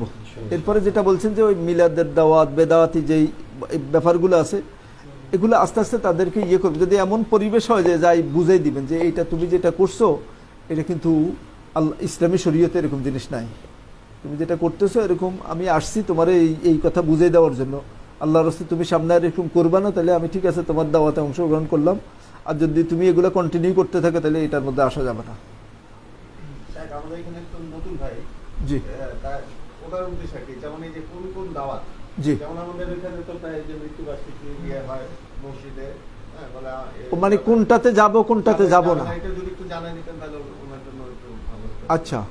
ও তাহলে এরকম দাওয়াত বলতে যেগুলো শরিয়া সম্মত দাওয়াত, আর মৃত্যুবার্ষিকীর যেটা, এটা কি আল্লাহ রাসূল সাল্লাল্লাহু আলাইহি সাল্লামের সময় কেউ মারা গেছে আর 1 বছর অতিবাহিত হয়েছে না, রাসূল ধরুন ওনার উপস্থিতিতে, তাহলে মানুষ, ওনার ছেলে মারা গেছে, ছেলে মারা যাওয়ার পর 1 বছর শেষ হয়েছে, তো রাসূল কি কোনো অনুষ্ঠান করছিল? ওনার আপনজন না? আল্লাহ রাসূল সাল্লাল্লাহু আলাইহি সাল্লামের যে সন্তান ছিল, কত সন্তান ছিল? সন্তান বলছি আমি ছেলে বলি না। রাসূল সাল্লাল্লাহু আলাইহি ওয়াসাল্লামের সন্তান ছিল 7 জন। এই 7 জনের 6 জনে আল্লাহ রাসূলের উপস্থিতিতে মারা গেছে, একজন মারা গেছে রাসূল সাল্লাল্লাহু আলাইহি ওয়াসাল্লামের ইন্তেকালের পর। তাহলে এই 6 জন যে মারা গেছে, তাহলে আল্লাহ রাসূল সাল্লাল্লাহু আলাইহি ওয়াসাল্লাম কয়বার এরকম মৃত্যু দিবস পালন করছে? আল্লাহ রাসূল সাল্লাল্লাহু আলাইহি ওয়াসাল্লাম এটা বুঝতো না? বুঝতো কিনা, নাকি পরে আমরা আরো বুঝছি? তাহলে এটা ইসলামে এরকম জিনিস নাই। আমরা পাইলাম যে এরপর আবু বকর রাদিয়াল্লাহু করে নাই, ওমর রাদিয়াল্লাহু করে নাই, ওসমান, আলী রাদিয়াল্লাহু আনহুম, আমাদের পরবর্তীতে তাবিরা করে নাই, তাবিরা, আমাদের আইমে মুজতাহিদিন, মুফাসসিরিন, মুহাদ্দিসিন কেউ করে নাই। তাহলে এগুলো বেদাতি কাজ, এইটা হলো পাপের কাজ। আপনার বাবা ভাই মারা গেলে, আত্মীয় স্বজন মারা গেলে আপনি এটা করবেন না। আর এই টাইপের দাওয়াত দিলে অন্য ভাইদেরকে বলবেন যে তোমরা যে এটা পুণ্যের কাজ মনে করতেছো, এটা পুণ্যের কাজ না। এটা পরবর্তীতে আসি কি হয়েছে, আমাদের অনেক যেরকম বেদাত যোগ হয়েছে, এটা তো ওরকম একটা বেদাত যেটার চিহ্ন, যেটার নিদর্শন আল্লাহ রসুলের সময় ছিল না, পরবর্তীতে ছিল, কোরআন সুন্নাহয় কোথাও নাই। এরকম করবা না, করলে তোমার বাবা মার আরো আযাবের কারণ হবে। যেহেতু আমরা জানি যে সন্তান, আমরা যে পিতামাতার, আমরা যেরকম আমাদের সম্পদের যেরকম আমরা মালিক, আমাদের পিতামাতাও মালিক। আপনার সম্পদ আপনার বাবা ইউজ করতে কোনো আপনার অনুমতি নেওয়া লাগবে না। আপনার পিতা হইলে আপনার যেমন মালিক, আপনার সম্পদেরও মালিক। তদ্রূপ আপনার যে ন্যাক আমল, এগুলোরও মালিক আপনার বাবা, আপনার কমবে না। কিন্তু আল্লাহ রাব্বুল আলামিন এর মর্যাদাটা দিছে কি, যে ইয়েতে সন্তানরে পিতা যেহেতু দিন শিক্ষা দিছে, শিক্ষা দেওয়ার কারণে কিয়ামত পর্যন্ত এই সন্তান থেকে যত সন্তান আসবে সবাই ওই পিতার সন্তান, এবং এদের প্রত্যেকের আমলনামা যা সওয়াব হবে ওনার আমলনামায় সেগুলো আসবে। এটাকে বলা হয় সদকায়ে জারিয়া, এটা জারি থাকবে। তাই এটা কখন হবে, যদি আপনি সন্তানকে ওইভাবে গড়ান। আবার যদি সন্তানরা এরকম, আপনি যদি ওই জন্মদিবস পালন নিজেও করেন, সন্তানের টও করেন, সন্তান পরে নিজের সন্তানের টও করে, তাহলে আপনার আমল নামে যাবে এগুলা। এই যে পাপের কাজ শিক্ষা দিয়ে গেছেন, বুঝছেন জিনিসটা? তো এরকম এটা সাবধান করবেন আর অন্যদেরকে বুঝাবেন যে এটা কোনো কল্যাণের কাজ না, এটা কোনো ভালো কাজ না। এটা পয়সাও খরচ হচ্ছে, তোমার ইমানও যাচ্ছে, তোমার ওই পিতামাতার জন্য কোনো কল্যাণ যাচ্ছে না। তাহলে কল্যাণ যাবে কি, যেটা শরিয়া সম্মত যে সমস্ত পদ্ধতি। পিতার নামে আপনি মসজিদে একটা দিয়ে দেন, 10 সেট ইবনে কাসির দিয়ে দেন। আপনি মসজিদে, কোনো মসজিদে ফ্যান নাই, ফ্যান দিয়ে দেন। কোথাও হয়তো গরমের সময় মানুষ সালাত আদায় করতে পারতেছে না, এসি দিয়ে দেন, অথবা বিদ্যুৎ বিল দিয়ে দেন। এগুলো হইলো কাজের কাজ। অথবা অনেক মেয়ে মানুষ আছে যাদের নাই, মানে অসহায় বিধবা আছে, তার জন্য আপনি সহযোগিতা করেন, বুঝছেন? কিন্তু এই যেগুলো আমাদের এখানে যে ডিজাইনে যে পদ্ধতিতে করা হচ্ছে, এগুলো করলে এটা পাপের কাজ, এটা করা যাবে না। তাহলে এই দাওয়াতে যাওয়া যাবে না। তো কোন দাওয়াতে যাওয়া যাবে? শরিয়া সম্মত দাওয়াত। সেটা কেমন? যেমন ওয়ালিমার দাওয়াত, যেমন হচ্ছে ওই সামাজিক কোনো অনুষ্ঠান হচ্ছে, সেখানে সেটা শরিয়া বিরোধী কোনো কর্মকাণ্ড ওখানে হচ্ছে না, এই সমস্ত গুলোতে যাবেন।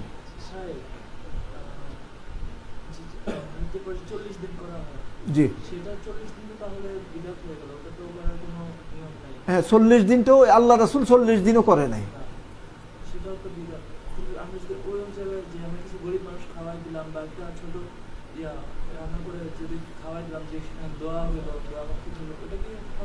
সেটা যদি 40 দিনের দিন গরিব মানুষরাও খাওয়ান, ইভেন বাইতুল্লাহর ইমাম সাহেবরা আনিও খাওয়ান, তাও এটা বেদাত। আপনি যে কোনো দিন খাওয়াই দিবেন, 40 কেন?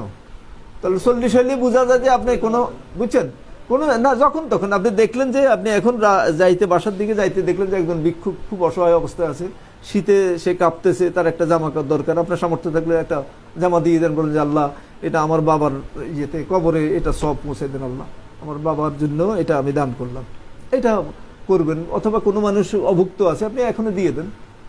অথবা কোনো মানুষ অসুবিধায় আছে, বুঝছেন, 40 দিন 50 দিন এরকম পদ্ধতি তরিকা বানানো যাবে না, ঠিক আছে? ভাই আবার একটু অ্যাড করছে যে মিলাদ মাহফিল, মানে দোয়া করা যাবে কিনা? ওই আবার না না, যেহেতু এই দোয়ার তো প্রশ্নে আসে না, যেহেতু পুরো জিনিসটাই হলো পাপের কাজ।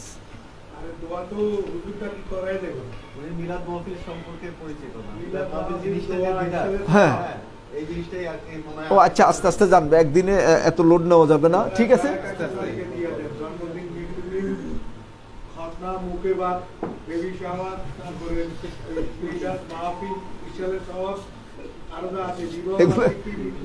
এগুলো সব বেহুদা কাজ, এগুলো সব পাপের কাজ, এগুলো সব পাপের কাজ। আর মিলাদের ব্যাপারটা শরীয়তে, মিলাদ মানে হলো কি, আপনার বাপ গেছে মারা, 40 দিনের দিন মিলাদ পড়ে, এটা হলো কি, মানে জাহেল কি যে জানে না, এটাও জানে না। মিলাদ হইলে, মিলাদ আরবিতে ওয়ালাদা ইয়ালিদু, মিলাদ বলে জন্মদিনের জন্য যে অনুষ্ঠান করা হয়। আমরা হ্যাপি বার্থডে যেটা করি, এখন আপনার বাবা মারা গেছে, বলতেছেন যে 40 দিনের দিন মিলাদ পার্টি করতেছে, তাহলে কিছু হইল, মানে বাবা মারা গেছে, আপনি বাপের হ্যাপি বার্থডে করতেছেন, এটা কোনো কি যে কেমন হয়েছে জিনিসটা, কিছুই মানুষ জানে না, এগুলো করতেছে। নিজেও হাসবেন যদি বুঝেন যে মিলাদ শব্দের অর্থ হইল যে জন্মের জন্য যে উৎসব, বুঝছেন, এটাকে মিলাদ বলে। ওয়ালাদা ইয়ালিদু থেকে যেমন মিলাদুন নবী বলে, রাসূল সাল্লাল্লাহু আলাইহি ওয়াসাল্লামের জন্মের জন্য যে আনুষ্ঠানিকতা করা হয় এটাকে মিলাদ বলে। তো এখানে এটারে বানাইছে কি মিলাদ, ইয়েতে মারা গেছে মিলাদ পড়াচ্ছে। কেউ পড়ায়, কেউ হ্যাপি জন্মদিবস পালন করে মারা গেলে?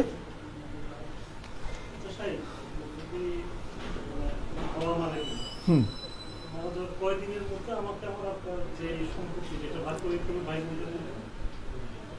না এরকম কয়দিনের মধ্যে দিতে হবে এরকম কোনো বাধ্যবাধকতার কিছু নাই। আপনার সময় সুযোগ মতো ভাগ বাটোয়ারা করে নেবেন। আর যদি মনে করেন যে না, আমরা সবাই একসাথে থাকবো, এখনো ভাগ বাটোয়ারার দরকার নেই, ঠিক আছে চলছে, কোনো এটা পাপের কোনো কিছু।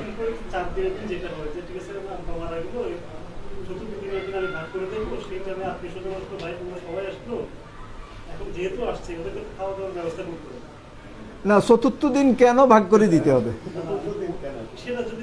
না না, যদি ওই তাহলে চতুর্থ দিন যেহেতু 4 দিন না আছে, না তাহলে তো এই পাপের কাজ। আপনি তৃতীয় দিন করেন, যদি এরকম দরকার হয় যে না ঠিক আছে ভাইয়ের অমুক ভাইয়ের দরকার, বা সম্পদটা আমরা এক ভাই আমেরিকা থাকে, আরেকজন রাশিয়া থাকে, আরেকজন চলে যাবে, এখন ভাগ হয়ে যাওয়া দরকার, তাহলে ভাগ হয়ে যাওয়া দরকার হলে তাহলে যখন তখন। এটা যদি ওই কারণে চতুর্থ দিন হয় তাহলে কোনো সমস্যা নেই। কিন্তু ওই চতুর্থ দিন যদি তলে তলে থাকে, চতুর্থ দিনের কোনো কল্যাণ আছে, চতুর্থ দিন ভাগ করে দিতে হবে, এই টাইপের এটা পাপের কাজ, বুঝছেন। আর 10 চক্রে ভগবান ভূত যদি এরকম হয় যে ওই বলে না ঠাকুরেরও আছে, ছাগলেরও দাঁড়িয়ে আছে, রবীন্দ্রনাথেরও দাঁড়িয়ে আছে, রবীন্দ্রনাথ ছাগল, এরকম যদি যুক্তি টুক্তি দিয়ে করে তখন আর কোনো পাপের কাজ নাই। কিন্তু যদি ওই যে তলে তলে কোনো উদ্দেশ্য থাকে যে চতুর্থ দিন করতে হইব, ইসলামী শরীয়তে এরকম এরকম বাধ্যবাধকতা আছে, এবার পাপ। এবার এই যে চতুর্থ দিন আপনি কোত্থেকে পাইছেন? আল্লাহ রাসূল সাল্লাল্লাহু আলাইহি ওয়াসাল্লাম কি কোথাও নির্দেশ দিছে যে তোমরা ভাগ বাটোয়ারা চতুর্থ দিন করো বলছে? তাহলে আপনি চতুর্থ দিন কেন নির্ধারণ করবেন? জি জি,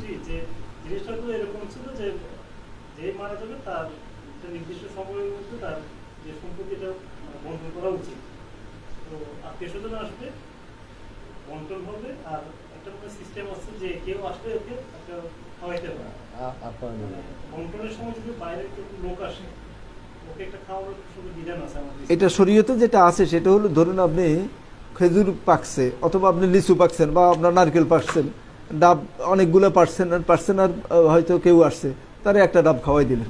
ওই কোরআন হাকিম বলছে যে ইয়ৌমা হাসাদিহা, যেই দিন ফসল কাটে, ফসল কাটার দিন যদি কোনো মানুষ আসে তখন তারা একটু ফসল দিয়ে দিলেন।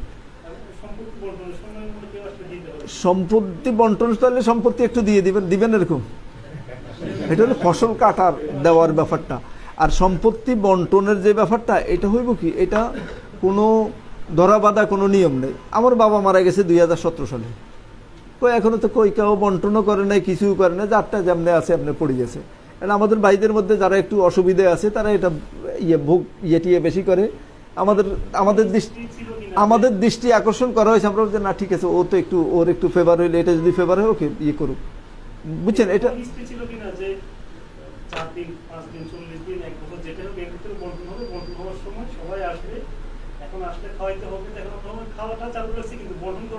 না, এরকমও কিছু নেই। যেটা আছে সেটা হলো যে আপনার বাবা যখন মারা গেছে তখন আপনি সম্পত্তির ওয়ারিশ হয়েছেন, আপনি হয়েছেন, প্লাস আপনার ভাই বোন যারা আছে। এখন আপনারা আপনাদের সুবিধা মতো একটা সময় এটা ভাগ করে নিতে পারেন। কিন্তু এখন অনেক সময় হয় কি, অনেকের টার্গেট থাকে যে বোনদেরকে ডিপ্রাইভ করা, ওই করা সেই করা, তাতে যদি আপনি 3 দিনের দিনও করেন বা পরের দিন করেন, কোনো কল্যাণের কিছু নেই। এটা যে আপনাদের সুবিধা মতো করবেন, তবে কল্যাণ হলো আল্লাহ রাব্বুল আলামিন যেইভাবে বাটোয়ারা করে দিছে, ভাগ করে দিছে, ওই ভাগ অনুযায়ী ভাগ করে নেওয়া, বুঝছেন। এখানে কোনো রকম কোনো 3 দিনের দিন করতে হবে, 5 দিনের দিন করতে হবে, শরীয়তে এরকম কোনো নির্দেশনা নাই। এটা হলো মুবাহ, আপনাদের সুবিধা মতো আর সবার সময় সুযোগ মতো এটা ভাগ করে নেবেন। আর এখানে আসতে আত্মীয় স্বজন আসা লাগবে কেন ভাগের মধ্যে? আর নিজেরা যদি এগুলো কখন হয় এরকম, নিজেরা যখন সলিউশনে আসতে পারে না, যখন নিজেরা সলিউশন করে নিতে পারে, কেউই তো এখানে আসার দরকার নেই, বুঝছেন। আমাদের এখানে আরো ঝামেলা হয় কি, ধরুন ভাইয়ে ওই গাছ হয়তো 50টা গাছ আছে, একটা গাছ হয় কোনো কারণে আরেক ভাই দিয়ে বেশি যাচ্ছে, এটা লই এরকম কোনোভাবে নিজেরা সমাধানে আসতে পারে না, 14 জনরে ডাকা লাগে। এই কারণে আপনি বড় যারা আছে, যারা দায়িত্বশীল, তারা একটু ওভারলুক করলে না ঠিক আছে ওই এটা নিয়ে নাও, এক গাছ একটা, এটা কোনো ব্যাপার না, আমার ভাই তো নিছে, তাহলে আর কেউ আসা লাগে না। And এগুলো হয় দরবার সালিশ, তখন এই 14 জন আসি এদেরকে খাওয়ানো লাগে, আবার খাওয়াই কারণে তাইলে এ আমার পক্ষে থাকবে বিপক্ষে থাকবে, এগুলো কিন্তু পাপের কাজ হয়ে দাঁড়াবে। বুঝছেন জিনিসটা? তাহলে শরীয়তে এরকম কোনো ধরা বাঁধা নিয়ম নাই যে মারা যাওয়ার 3 দিনের মধ্যে, মারা যখন গেছে তখনই আপনারা মালিক হয়ে গেছেন। তার সন্তানরা, তার আত্মীয় স্বজন যেই আছে ওই অনুযায়ী কোরআন হাকিমে ওইভাবে রাশিটা নির্ধারণ করা আছে, রাশি অনুযায়ী মালিকরা নিজেদের সুবিধা মতো ভাগ বটারা করে নেবে। ঠিক আছে?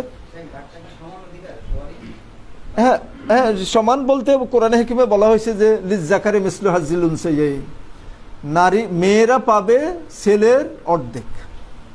তো এরপরে যদি স্ত্রী হয় তাইলে সন্তান বেশি হইলে একরকম পাবে, কম হইলে একরকম পাবে, এই সমস্ত ডিটেলস কথা দেওয়া আছে। আল্লাহ রাব্বুল আলামিন যা বাটোয়ারা করে দিছে এটা প্রত্যেকে মানতে বাধ্য। যদি আল্লাহর ভাগ বাটোয়ারা কেউ না মানে তাহলে কিন্তু তার ঈমান থাকবে না। এটা এই নির্ধারণ করে দিছে আল্লাহ রাব্বুল আলামিন। ঠিক আছে?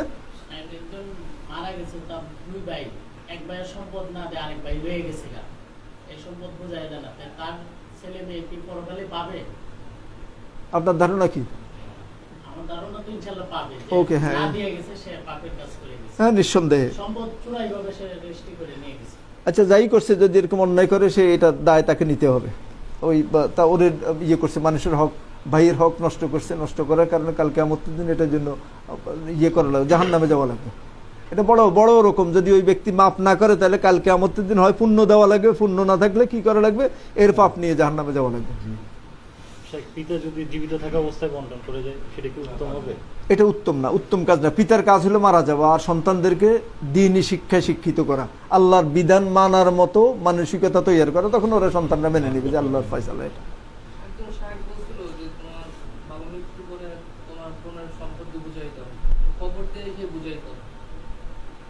ও দিয়ে আসি বুঝাই দিবে হয়তো, এরকম আর কি, যে ওটা আত্মস্থ দখল করবে আর কি। এই কারণে যদি এরকম প্রবণতা থাকে, এই কারণে এটা কিন্তু শায়েখের কথা, এটা আল্লাহর কথা না।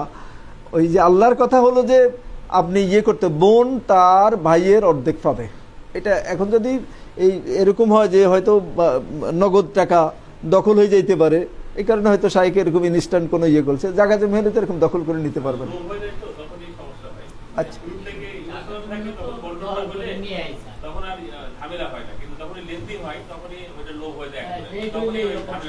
না না, ঝামেলা কখনোই হবে না যদি আপনি আপনার সন্তানদেরকে দিন বুঝাই দেন। সাহাবা একরাম আজমাইন কো এরকম মাল লইতে লড়াই সংগ্রাম করে নাই।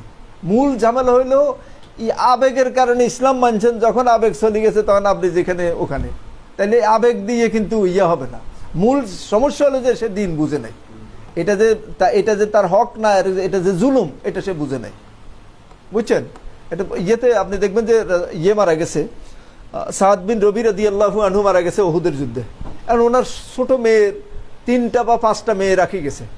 চাচারা তখনকার সিস্টেম ছিল এরকম, যার গায়ে শক্তি আছে এই সম্পদ দখল করা। ওহুদের শহীদ তার সম্পদ দখল করে ফেলেছে ভাইয়ে। এরপরে কোরআন হাকিমের সূরা নিসার আয়াত নাজিল, আল্লাহ রাব্বুল আলামিন বলেছে খবরদার এরকম করা যাবে না, গায়ের জোরে ভাগ হবে না, ভাগ হবে আল্লাহ রাব্বুল আলামিন ভাগ করে দিছে। এরকম ছেলে যদি থাকে তাহলে মেয়ে তার অর্ধেক পাবে, মেয়ে যদি ছেলে না থাকে তাহলে মেয়ে কতটুক পাবে? অর্ধেক পাবে। যদি মেয়ে যদি 1-এর অধিক থাকে তাহলে কতটুক পাবে? 2/3 পাবে, বাকিটা বাতিজা অমুক টমুক এরকম নির্ধারণ আছে আর কি। এখন এই সমস্ত জিনিসের মূল সমস্যা হলো কি, সে দিন মানে না। দিন মানার যদি প্রবণতা থাকে তখন সে এটা করবে না। এই কারণে কাল কিয়ামতের দিন এটার জন্য তাকে জাহান্নামে যেতে হবে। যদি এরকম হয়, যদি বাবাও যদি এরকম করে, যে আমাদের দেশে অনেক বাবারা আছে মেয়েদেরকে বাড়ির সম্পদ দেয় না, বুঝছেন? এই বাবারে এই কারণে জবাবদিহি করতে হবে, এবং জবাবদিহি ভয়াবহ জবাবদিহি, যে আল্লাহর আইন সে মানে নেয়। এই কারণে বাবাদের কাজ হলো কি, মারা যাওয়া আর সন্তানদেরকে দিন শিক্ষা দিয়ে দেওয়া। দিন শিক্ষা দিলে সব সমস্যার সমাধান দিন শিক্ষার মধ্যে আছে। দিনের শিক্ষা না হলে এরপরে হানাহানি কানাকানি শুরু হয়। আল্লাহ আমাদেরকে বুঝার তৌফিক দান করুক। বাজে কয়টা? আচ্ছা, কত নম্বর ছিলাম আমরা? 140-এ। হ্যাঁ, এবার আমরা 141-এ যাব। হুকমো ইজাবাতি সয়মে ওয়াল আকলু ফিল ওয়ালিমা, রোজাদারের ওয়ালিমার দাওয়াতের সম্মতি এবং বক্ষণ করা। আচ্ছা, এখন আসলো যে ওয়ালিমার যে ইয়ে করছে, ওয়ালিমার দাওয়াত দিল এমন লোকরে যে রোজাদার, তাহলে সে কি করবে আর কি। ওয়ানহু মানে ওয়ান আবি হুরায়রা রাদিয়াল্লাহু আনহু قال قال رسول الله صلى الله عليه وسلم اذا دعي احدكم فليجب فإن كان صائما فليصلي وإن كان مفطرا فليطعم اخرجه مسلم ايضا। আল্লাহু আকবার। আল্লাহ রাসূল কোনো কথা আর বলতে বাদ দিয়ে যায় নাই। আমরা যে এরপরে আমরা যত ভেজাল আমরা করি, দেখেন আল্লাহ রাসূল বলছেন যদি কোনো ব্যক্তির দাওয়াত দেয় তাহলে তার উচিত হলো দাওয়াত ইয়েতে অংশগ্রহণ করা। এখন ফাইন কানা সায়মান ফালিউসাল্লি, এই ব্যক্তি যদি রোজাদার হয় তাহলে সে কি করবে, ওখানে যে দোয়া করে দিবে, ফালিউসাল্লি, ওই যে যারা যে ওয়ালিমা দিচ্ছে তার জন্য দোয়া করে দিবে। আর ওয়াইন কানা মুফতেরান, আর যদি সে যদি মুফতের মানে ইফতারকারী মানে সাওম না রাখা অবস্থায় থাকে, ফালিউতাম, সে খাবে। আখরাজাহু মুসলিম, এই হাদিস সহিহ মুসলিমের হাদিস। ওয়ালাহু মিন হাদিসিন জাবিরিন নাহবুহু ওয়া ক্বালা ফাইন শাআ তা'আমা ওয়া ইন শাআ তারাকা। সহিহ মুসলিমে জাবের রাদিয়াল্লাহু থেকে আরেকটা হাদিস আছে, সেটা হলো কি এটা অতিরিক্ত আছে কি ফাইন শাআ তা'আমা, এই ব্যক্তি চাইলে কি করতে পারে, খেতে পারে, অথবা সে চাইলে কি করতে পারে, আওসা তারাকা, সে করতে পারে, মানে খাওয়া বর্জনও করতে পারে। তাহলে বোঝা যায় যে এটা নফল সাওমের ক্ষেত্রে, নফল সাওমের ক্ষেত্রেও কি করতে পারে, ইচ্ছা করলে সে ওই যাই দোয়া করে চলে আসবে, অথবা ইচ্ছা করলে সে কি করবে, হুকমো ইজাবাতি দাওয়াতে বাদাল ইয়াউমিল আউয়াল, দাওয়াত দেওয়ার একদিন পর দাওয়াত কবুল করার বিধান। ওয়ান ইবনে মাসউদ রাদিয়াল্লাহু আনহু قال قال رسول الله صلى الله عليه وسلم طعام الوليمة أول يوم حق وطعام يوم الثاني سنة وطعام يوم الثالث سمعة ومن سمع الله به رواه الترمذي واستغربه ورجاله رجال الصحيح। আচ্ছা, ইবনে মাসউদ রাদিয়াল্লাহু আনহু থেকে বর্ণিত, তিনি বলেন আল্লাহ রাসূল সাল্লাল্লাহু আলাইহি ওয়াসাল্লাম ফরমান তোয়ামুল ওয়ালিমাতে আউয়ালু ইয়াউমিন হাক্কুন। আচ্ছা, প্রথম দিনে খাদ্য হলো, খাদ্য খানা হলো কি ন্যায্য, দ্বিতীয় দিবসের ওয়ালিমার খাদ্য খানা হলো সুন্নত, তৃতীয় দিবসের ওয়ালিমার খানা হলো রিয়া বা স্বীয় গৌরব জাহির করা। তাহলে তার মানে যদি এরকম আপনি ওই যে আছে না 40 দিন ব্যাপী পালন করে, মানে এরকম 3 দিন ব্যাপী যদি ওয়ালিমা পালন করে, আল্লাহ রাসূল সাল্লাল্লাহু আলাইহি ওয়াসাল্লাম বলছে ঠিক আছে, প্রথম দিন হতে পারে, দ্বিতীয় দিন হতে পারে, 3 দিন হইলে তাহলে এর মধ্যে আছে সুমা, এখানে মানুষের শোনানোর জন্য করতেছে, চৌধুরী সাহেব, জমিদার সাহেব, অথবা তার তলে তলে কোনো এজেন্ডা আছে আর কি, হয়তো ভোট টোট চাইব। আচ্ছা, তা আল্লাহ রাসূল সাল্লাল্লাহু আলাইহি ওয়াসাল্লাম বলছে যে ওমান সামা সাম্মা আল্লাহু বিহি,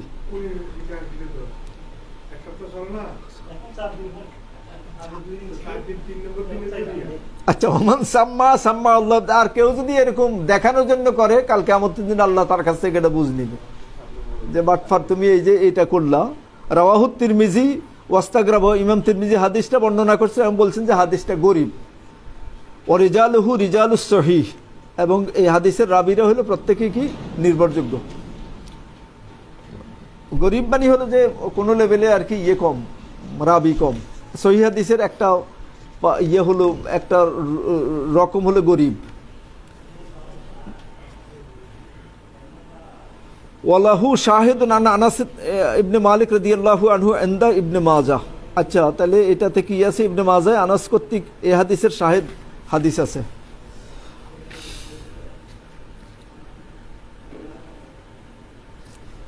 আমরা কি আর কন্টিনিউ করব নাকি? কি লোকজনের কি হয়ে গেছে, ধৈর্য হারাই পালাইছে রে, কোনো না, উচ্ছ্বাস কমে গেছে মনে হয়। হ্যাঁ, তো এটা বললেই তো হয়। আচ্ছা, তাহলে কত নম্বর, আমরা কত নম্বর, আমরা 45 থেকে শুরু হবে।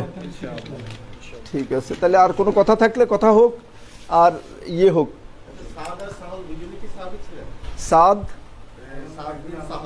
হ্যাঁ হ্যাঁ, কোন হাদিসের বাইর করেন?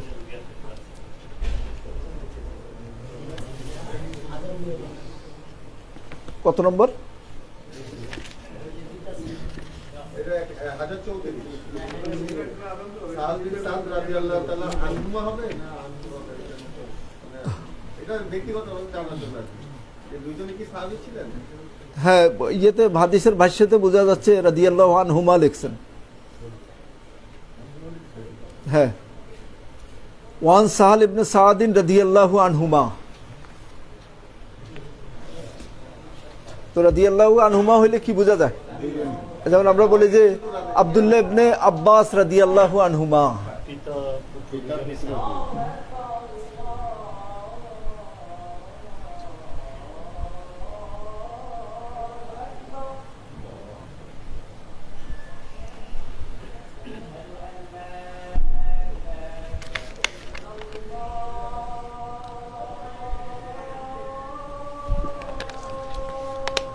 আশহাদু আল্লা ইলাহা ইল্লাল্লাহ।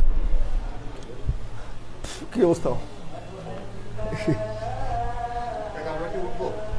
কিসের উঠলে কি ফজিলত থেকে বঞ্চিত হবো? কেন, কিসের জন্য উঠবেন? ওজোর করবো। হ্যাঁ, ওজুর জন্য উঠবেন না। আর ইয়েতে আমাদের কি শেষ প্রশ্নোত্তর কি আছে নাকি আমরা বন্ধ করে দিব? জি,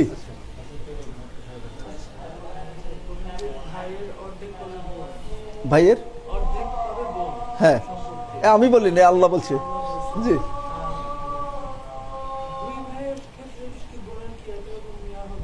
যা আপনি, হ্যাঁ তাইলে পাবে, তাইলে ভাগ হবে ইয়েতে 3.5 বা 2 ভাগ 2.5 ভাগ হবে আর কি। মানে বোন পাবে ভাইয়ের অর্ধেক। তাহলে যেই এই সম্পদটা 5 ভাগ হবে, 5 ভাগের 1 ভাগ পাবে বোন, আর 4 ভাগ পাবে 2 ভাই।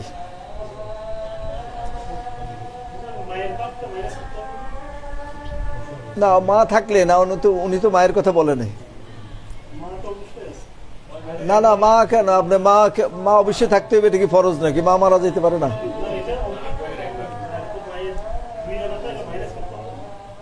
যদি থাকে তখন তো ওনার ইয়েটা হবে, ওনারটা উনি পাবে। এটা বলতে হবে যে সব মাসলাটা এক, যেরকম আর কি, যেখানে যেরকম ওরকম হবে। প্রত্যেকের জন্য আল্লাহ রাব্বুল আলামিন নির্ধারণ করে দিয়েছে। সূরা নিসার একদম প্রথম দিকেই ইয়ে ভাগগুলো করে দেওয়া আছে। হ্যাঁ, কোনটা কোনটা?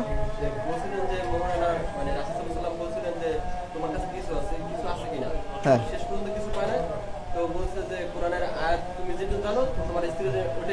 হ্যাঁ হ্যাঁ, এটাই মোহরানা। হ্যাঁ, বিয়ের পরে তো, বিয়ের আগে তো শেখানোর সুযোগ নেই। এটা বাকি তো না, এটা তো ওই দিন থেকে আদায় শুরু হয়ে গেল। এমনি মোহরানা বাকি রাখা যাবে ওই ইয়ের প্রেক্ষিতে। নির্ধারিত একটা টাইমের মধ্যে আদায় করার মানসিকতা থাকতে হবে, আর আগে এটা বলে নিতে হবে যে আমি এরকম এই সময়ের মধ্যে আমি দিব। এটা জাস্ট দায়, বুঝছেন? আপনি অন্যান্য দায় দেনার মতো আপনি যখন বিয়ের সময় এটা বলে নিবেন যে আমার এখন মোহরানা যদি 1 লাখ হয়, তো আমার কাছে 50,000 টাকা আছে। 50,000 টাকা দিতে আমার 6 মাস লাগবে, 9 মাস লাগবে, বা 1 বছর লাগবে, বা 2 বছর লাগবে, এরকম। মোহরানা ফিক্সড করবে। ফিক্সড বলতে ওই যে ইয়ের মেয়ে দাবি করবে, মেয়ের বাবা দাবি করবে।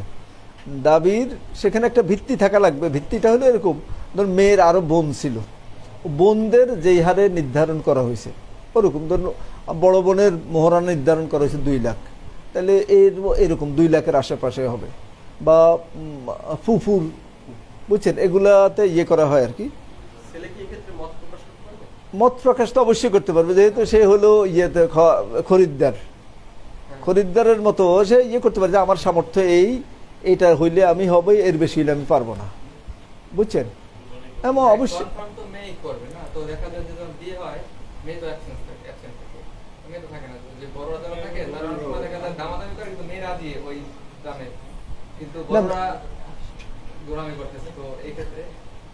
না না, এখন এখানে ওই মেয়ের বাবা ইয়ে করবে আর কি, বার্গেনিংটা মেয়ের বাবা করবে। মেয়েরা তো আমাদের এখানে তো মেয়ে এরকম ইয়ে করে না, যদিও এই দায়িত্ব হলো মেয়ের ইয়ের মোহরানাটা পাবে মেয়ে।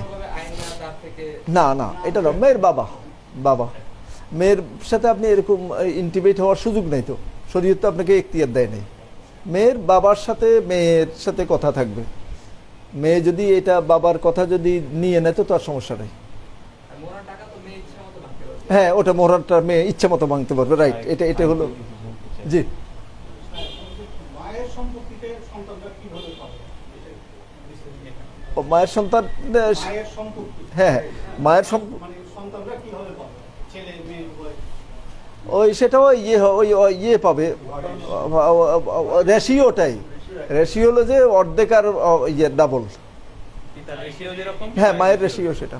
এখানে আমি একটু ক্লিয়ার করে দিই চাই। জি এখানে আমরা জানতাম যে বাবার সম্পত্তি হলো ছেলে পাবে 2 ভাগ, মেয়ে পাবে 1 ভাগ। হ্যাঁ আর মায়ের সম্পত্তিতে মেয়ে পাবে 2 ভাগ, মানে হ্যাঁ, মেয়ে পাবে 2 ভাগ আর হলো ছেলে ভাই 1 ভাগ। এটা কি রং না রাইট? না না, এটার কোনো ভিত্তি নেই। ওইভাবে 2 ভাগ আর 1 ভাগ বা সমান সমান পাবে কিনা। আমার মায়ের মানে শতাংশ জমি আছে, তো আমরা 2 ভাই, আমার আব্বা জীবিত আছে আর হচ্ছে আমার নানা নানি দুজন জীবিত আছে, সেক্ষেত্রে কি হতে পারে? ওই পিছনে এটা শেষ হয় না। এই ওয়াহিদ ভাই, আল্লাহর বিলাম যে মূল নীতি দিছে সেটা হলো যে যেই কোনো মায়েরটা না হয় যদি বাইয়েরটাও হয়, তখন কি হবে, রেশি হবে যে লিজ্জাকারে মিসলু হাজিলুন সেই। এটা হলো মূল থিওরি আর কি। মেয়ে পাবে ছেলের অর্ধেক, বোন পাবে ছেলের অর্ধেক। এইটাকে ভিত্তি করি আর কি এখনো বিভিন্ন যেইভাবে যেই মাসলা যেখানে যেরকম কেস আর কি, কোথাও মা মারা গেল, বাবা মারা গেল, কোথাও মা আছে, কোথাও মা নাই, কোথাও সন্তান ছেলে আছে, কোথাও ছেলে নাই, কোথাও মেয়ে নাই। ওই সমস্ত পরিস্থিতির আলোকে তখন ফারাইজটা নির্ধারিত হবে আর কি। আমি মারা গেলে মূল সূত্র কিন্তু ওটাই, সূত্র হলো লিজ্জাকারে মিসলু হাজিলুন সে। ওই পুরুষের জন্য হলো নারীর ডাবল। বলছিলাম যে মানে আমার মায়ের 2 শতাংশ জমি আছে, হ্যাঁ তো আমরা 2 ভাই আছি, আমার বাবা জীবিত আছে, নানা নানি জীবিত আছে, হ্যাঁ, মানে কিভাবে কি হবে? ওই যে নানা নানি যদি এরকম হয় যে নানা নানির জমি হচ্ছে কি, আপনার মা যদি এখন মায় মালিক, এখন আর ভাগ করার তো দরকার নেই। মা যদি নানা নানি থাকা অবস্থায় মা মারা যায়, তখন নানা নানিও মালিক হবে আর কি। আর যদি নানা নানি আগে মারা যায়, তখন এটা এইদিকে আসবে। নানা নানি কাজ করছে মানে মানে অন্য রকমের কাজ করছে, তারা আবার ছেলে নাই। তো আচ্ছা। সে করছে কি নিজের নামে কিছু জমি রাখা, মানে ম্যাক্সিমাম জমি আর কি, মানে 90% জমি মেয়েদের নামে লিখে গেছে। ও নানা বিরাট পাপের কাজ করছে। নানার উদ্দেশ্য হয়েছে এখানে ইয়ে করা, আমাদের এখানে ব্যাপকভাবে এটা আছে, ওই ভাতিজারা যেন মালিক না হয়, নাউজুবিল্লাহ মিন যালিক। এটা কিন্তু বিরাট পাপের কাজ। এটা এই ব্যক্তিও কিন্তু আল্লাহর বিধান মানল না। এইগুলা সহই কিন্তু আল্লাহ রাব্বুল আলামিন আমাদেরকে নির্দেশ দিয়েছেন কি, ইয়া আইয়ুহাল্লাযীনা আমানু দুখুলু ফিস সিলমি কাফা। ওই তোমরা যারা ঈমান আনছো, তোমরা পরিপূর্ণভাবে ইসলামে প্রবেশ করো। এখন এই হকের জায়গায় আসছে আর কি করছে, এই কতটুক মানি না, বাকিটা মানে নাউজুবিল্লাহ মিন যালিক। আফাতুমিনুনা বিবাযিল কিতাবি ওয়া তাকফুরুনা বিবায, কিতাবের কিছু মানো না। ফামা জাযাউ মান ইয়াফআলু যালিকা ইল্লা খিজয়ুন ফিল হায়াতিদ দুনিয়া ওয়া ইয়াউমাল কিয়ামাতি ইউরাদ্দুনা ইলা আশাদ্দিল আযাব। আপনার নানারে যদি জীবিত থাকে সাবধান করেন বলে এগুলো সব ইয়ে করেন, আপনার যা আছে ওইভাবে ইয়ে করেন। ফাইজলামি আল্লাহ সব জানে। আপনি মেয়েদের জন্য পারতেছে না, হ্যাঁ অন্য মেয়েদের জন্য পারতেছে কেন মেয়েদের জন্য উনি দিবে না? উনি আগে এগুলো করছে কেন? উনি বলবে যে আমি আল্লাহকে ভয় করি, আল্লাহ এরকম ইয়ে করছে, আমি এরকম করবো না, আমি এটার জন্য জাহান্নামে যাওয়া লাগবে। এখন ওনারে শুধরাইতে হইব, তওবা করতে হবে। আর প্রয়োজনে আদালতে যাই ইয়ে করবে যে আমি এরকম করছি, এদেরকে দিছি, এটা আমার ভুল হয়েছে, আমি জানতাম না। আল্লাহর আইনের সাথে কোনো আদালতের কোনো কিছু টিকবে না। আদালতে গেলে আদালতের রায় দিয়ে দিবে যে ইয়েস এটা ইয়েতে। জি, ওই ভিটা মেয়েরা পাবে না, ছেলেরা পাবে, এরকম কোনো কিছু এরকম কোনো কিছু নেই। এরকম কোনো কিছু নেই। তবে যেটা আছে সেটা হলো যে ওই বোনরাও তো এরকম এই বিবেচনা করা উচিত আর কি, যেহেতু তাদের সমস্যা আছে। প্রত্যেকের মানে উইন উইন সিচুয়েশনে হওয়া দরকার আর কি। কাউকে ডিপ্রাইভ করা, কাউকে ক্ষতিগ্রস্ত করা, এটা আপনি একজন ইমানদার হিসেবে তো পারেন না, ভাই বোন হিসেবে কিভাবে পারে?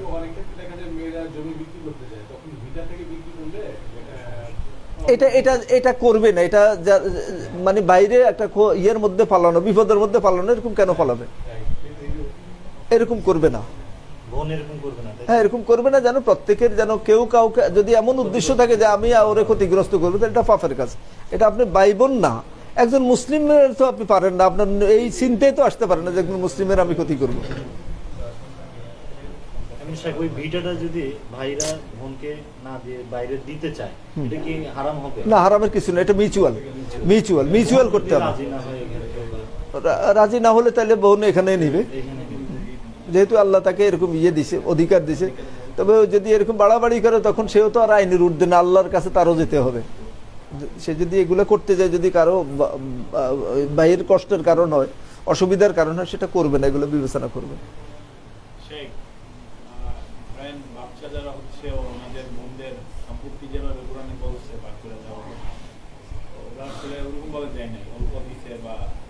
তো আমার স্টিল আমার ফুফুরা অনেকে দাবিও করছে যে যাও, বাট ওনারা দিচ্ছে না, দিনের নাই। ওই সম্পত্তির আমার বাবা যেটুকু পাইছে, আমি বাবারা বলছি, অনেক বুঝাইছি, বাট তেমন আসলে এরকম রেসপন্স যখনই বেয়াদবি লেভেলে চলে যাবে তখন আমি থামেছি, কারণ আবার পুরানো এত আছে যে মা বাবার সাথে ভালো ব্যবহার করা, তখন ওই বাবা মারা গেলে ওই সম্পত্তি যখন আমার কাছে আসবে, আমার কিন্তু কোনো দায় থাকবে না। তখন আপনার কাজ হলো, যদি আপনি এরকম করেন, এটা বাপের প্রতি এহসান হবে। দায় হলো বাপের পরে ডাকাতি করে আনি রাখছে, এটা আপনার দেখার বিষয় না। ওটা ওই যে ডাকাতি করতে ওর হিসাব করা উচিত আর কি, দায় আমার নিতে হইবে। আপনি যদি পরে যেটা করেন, আলহামদুলিল্লাহ, সুসন্তান হিসাবে এটাই করা উচিত আর কি। এটা উচিত অনুচিত, দায় হলো বাপের, মানে যে অন্যায় করছে। আমার বাচ্চাটা হচ্ছে 4 বোন 4 ভাই, তো ওই মূল সম্পত্তির দিকে ও আমার ফুফুরা পাওয়ার কথা ছিল। আমি চিন্তা করতেছি, যখন আমার কাছে যখন আমার বাবার সম্পত্তিটা আনবে, তো আমার বাবার পক্ষ থেকে ওই 4 বোন যতটুকু অংশ পাওয়ার ছিল ওইটুকু আমি দিয়ে দেবো। বাকি পরে দেখা যায় আপনি বাঁচেন না, আপনার বাপ বাঁচে, এগুলো হলো পরের কথা। এগুলো আসলে তখন দেখা যাবে, বুঝছেন। এটা হলো এমন হতে পারে যে আপনি আপনার বাপের আগে মারা গেলেন, তাহলে আপনি দায়িত্ব পাইলেন না। ইসলাম কিন্তু মনে করার উপর হয় না, ইসলাম হয় এক্সিস্টিং অবস্থা। যখন এরকম মনে করা হবে, যখন আপনার বাবা মারা গেল, আপনি মালিক হইলেন, তখন এই মাসলা জিজ্ঞেস করবেন। এখন আপনার কোনো কিছুই করার নাই, বাপরে অনুরোধ করা ছাড়া, বাপরে সাবধান করা ছাড়া, তুমি যা করতেছো, তুমি এই বিপদ করতেছো।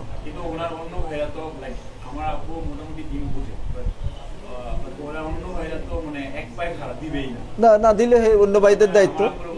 না আপনি শুনেন, রাইট, অন্য ভাইরা যে লাহামা কাসাবাত ও আলাইহা মাকতাসাবাত, আর চাচা হিসেবে আপনি অনুরোধ করতে পারেন যে বাবা, চাচা, তোমরা যেটা করতেছো এটা শরীয়ত সম্মত না, শরীয়ত এই। এখন তুমি মানবা কিনা তোমার ব্যাপার, না মানলে আমার দায়িত্ব, আমার কাছে এলেম ছিল, জানাই দিছি।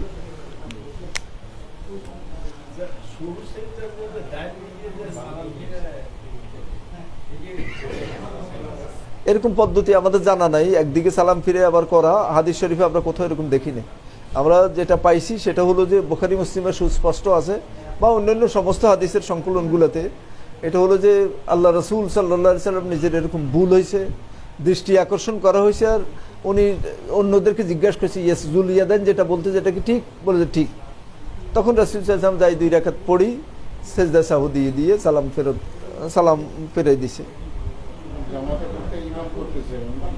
হ্যাঁ, হ্যাঁ, কিচ্ছু করেন না, এটা ইমামের দায়িত্ব।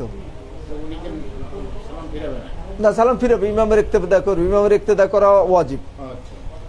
ইমাম ভুল করলে রেসপন্সিবিলিটি ইমামের। তবে ইমাম যদি এরকম যখন তখন এরকম ভুল করে, তখন আপনি ওই আরো যেখানে কম ভুল করে না, ওই জায়গায় সালাত আদায় করা আপনার দায়িত্ব। আর যদি ইমাম যদি এরকম ওই ইমামের ইমান যদি টিকে না, এই টাইপের ভুল হয়, দৃষ্টি আকর্ষণ করার পরও ইসলাম না হয়, তখন তার পিছনে সালাত আদায় করা যাবে না। এটা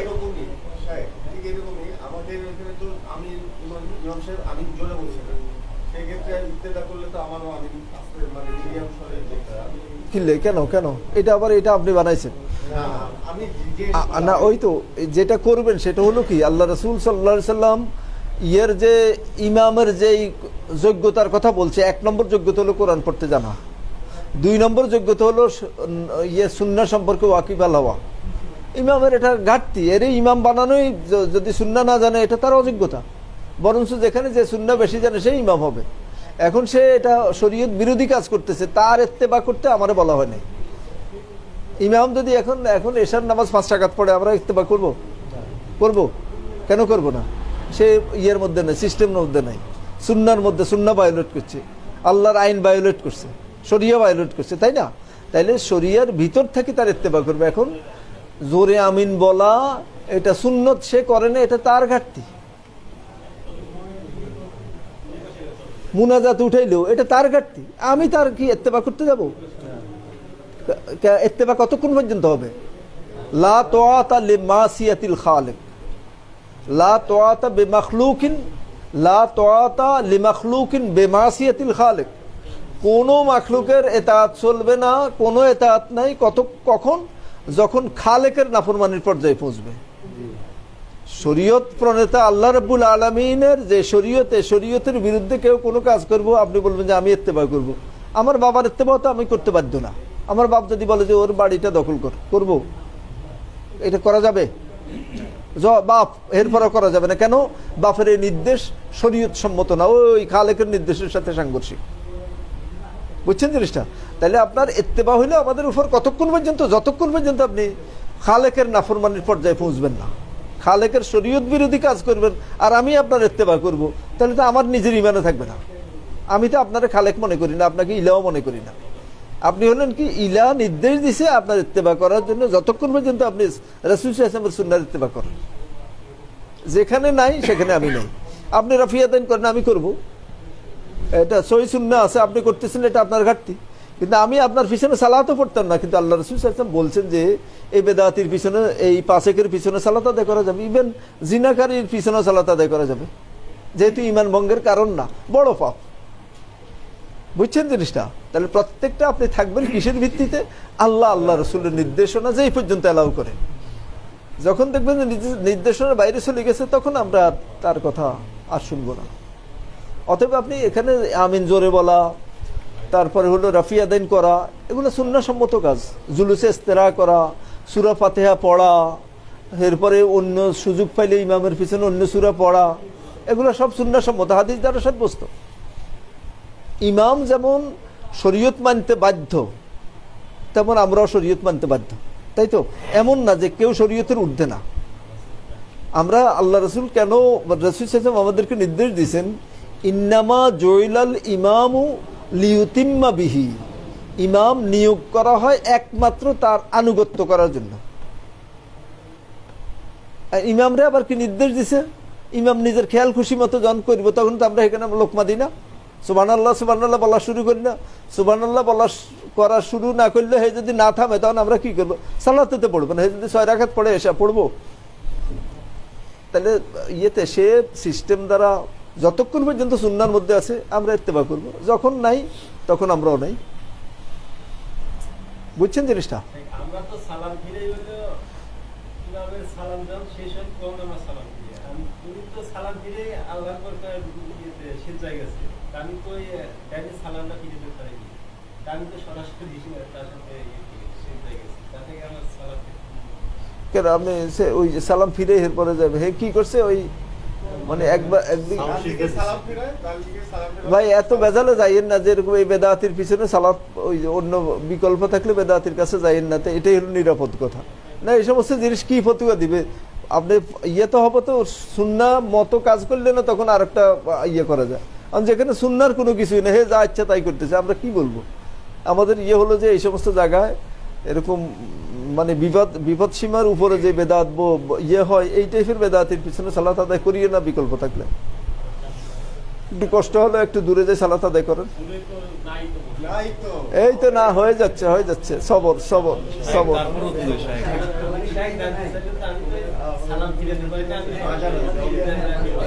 এই কারণে আপনি বাধ্য অবস্থায় পাকড়াও হবেন না, আপনার সালাত হয়ে যাবে ইনশাল্লাহ। সবাই কি চিরস্থায়ী জাহান্নামী? না, এটা এরকম চিরস্থায়ী জাহান্নামী হলো 3 গ্রুপ।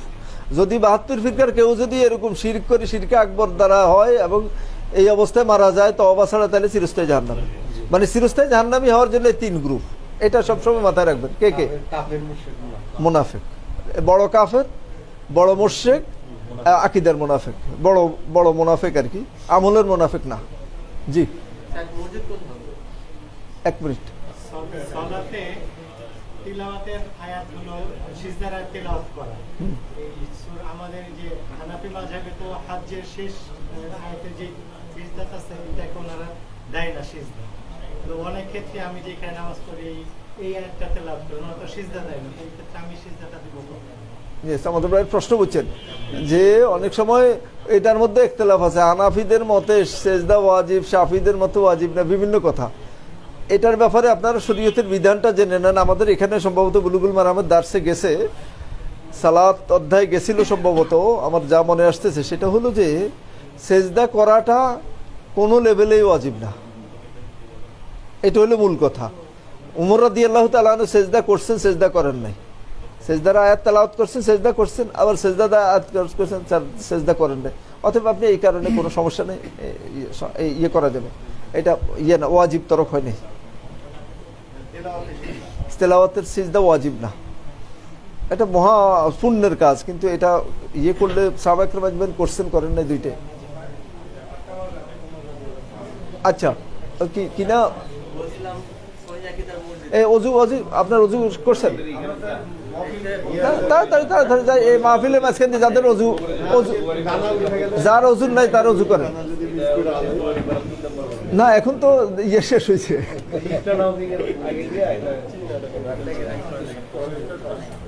আপনার বাসা কোথায়?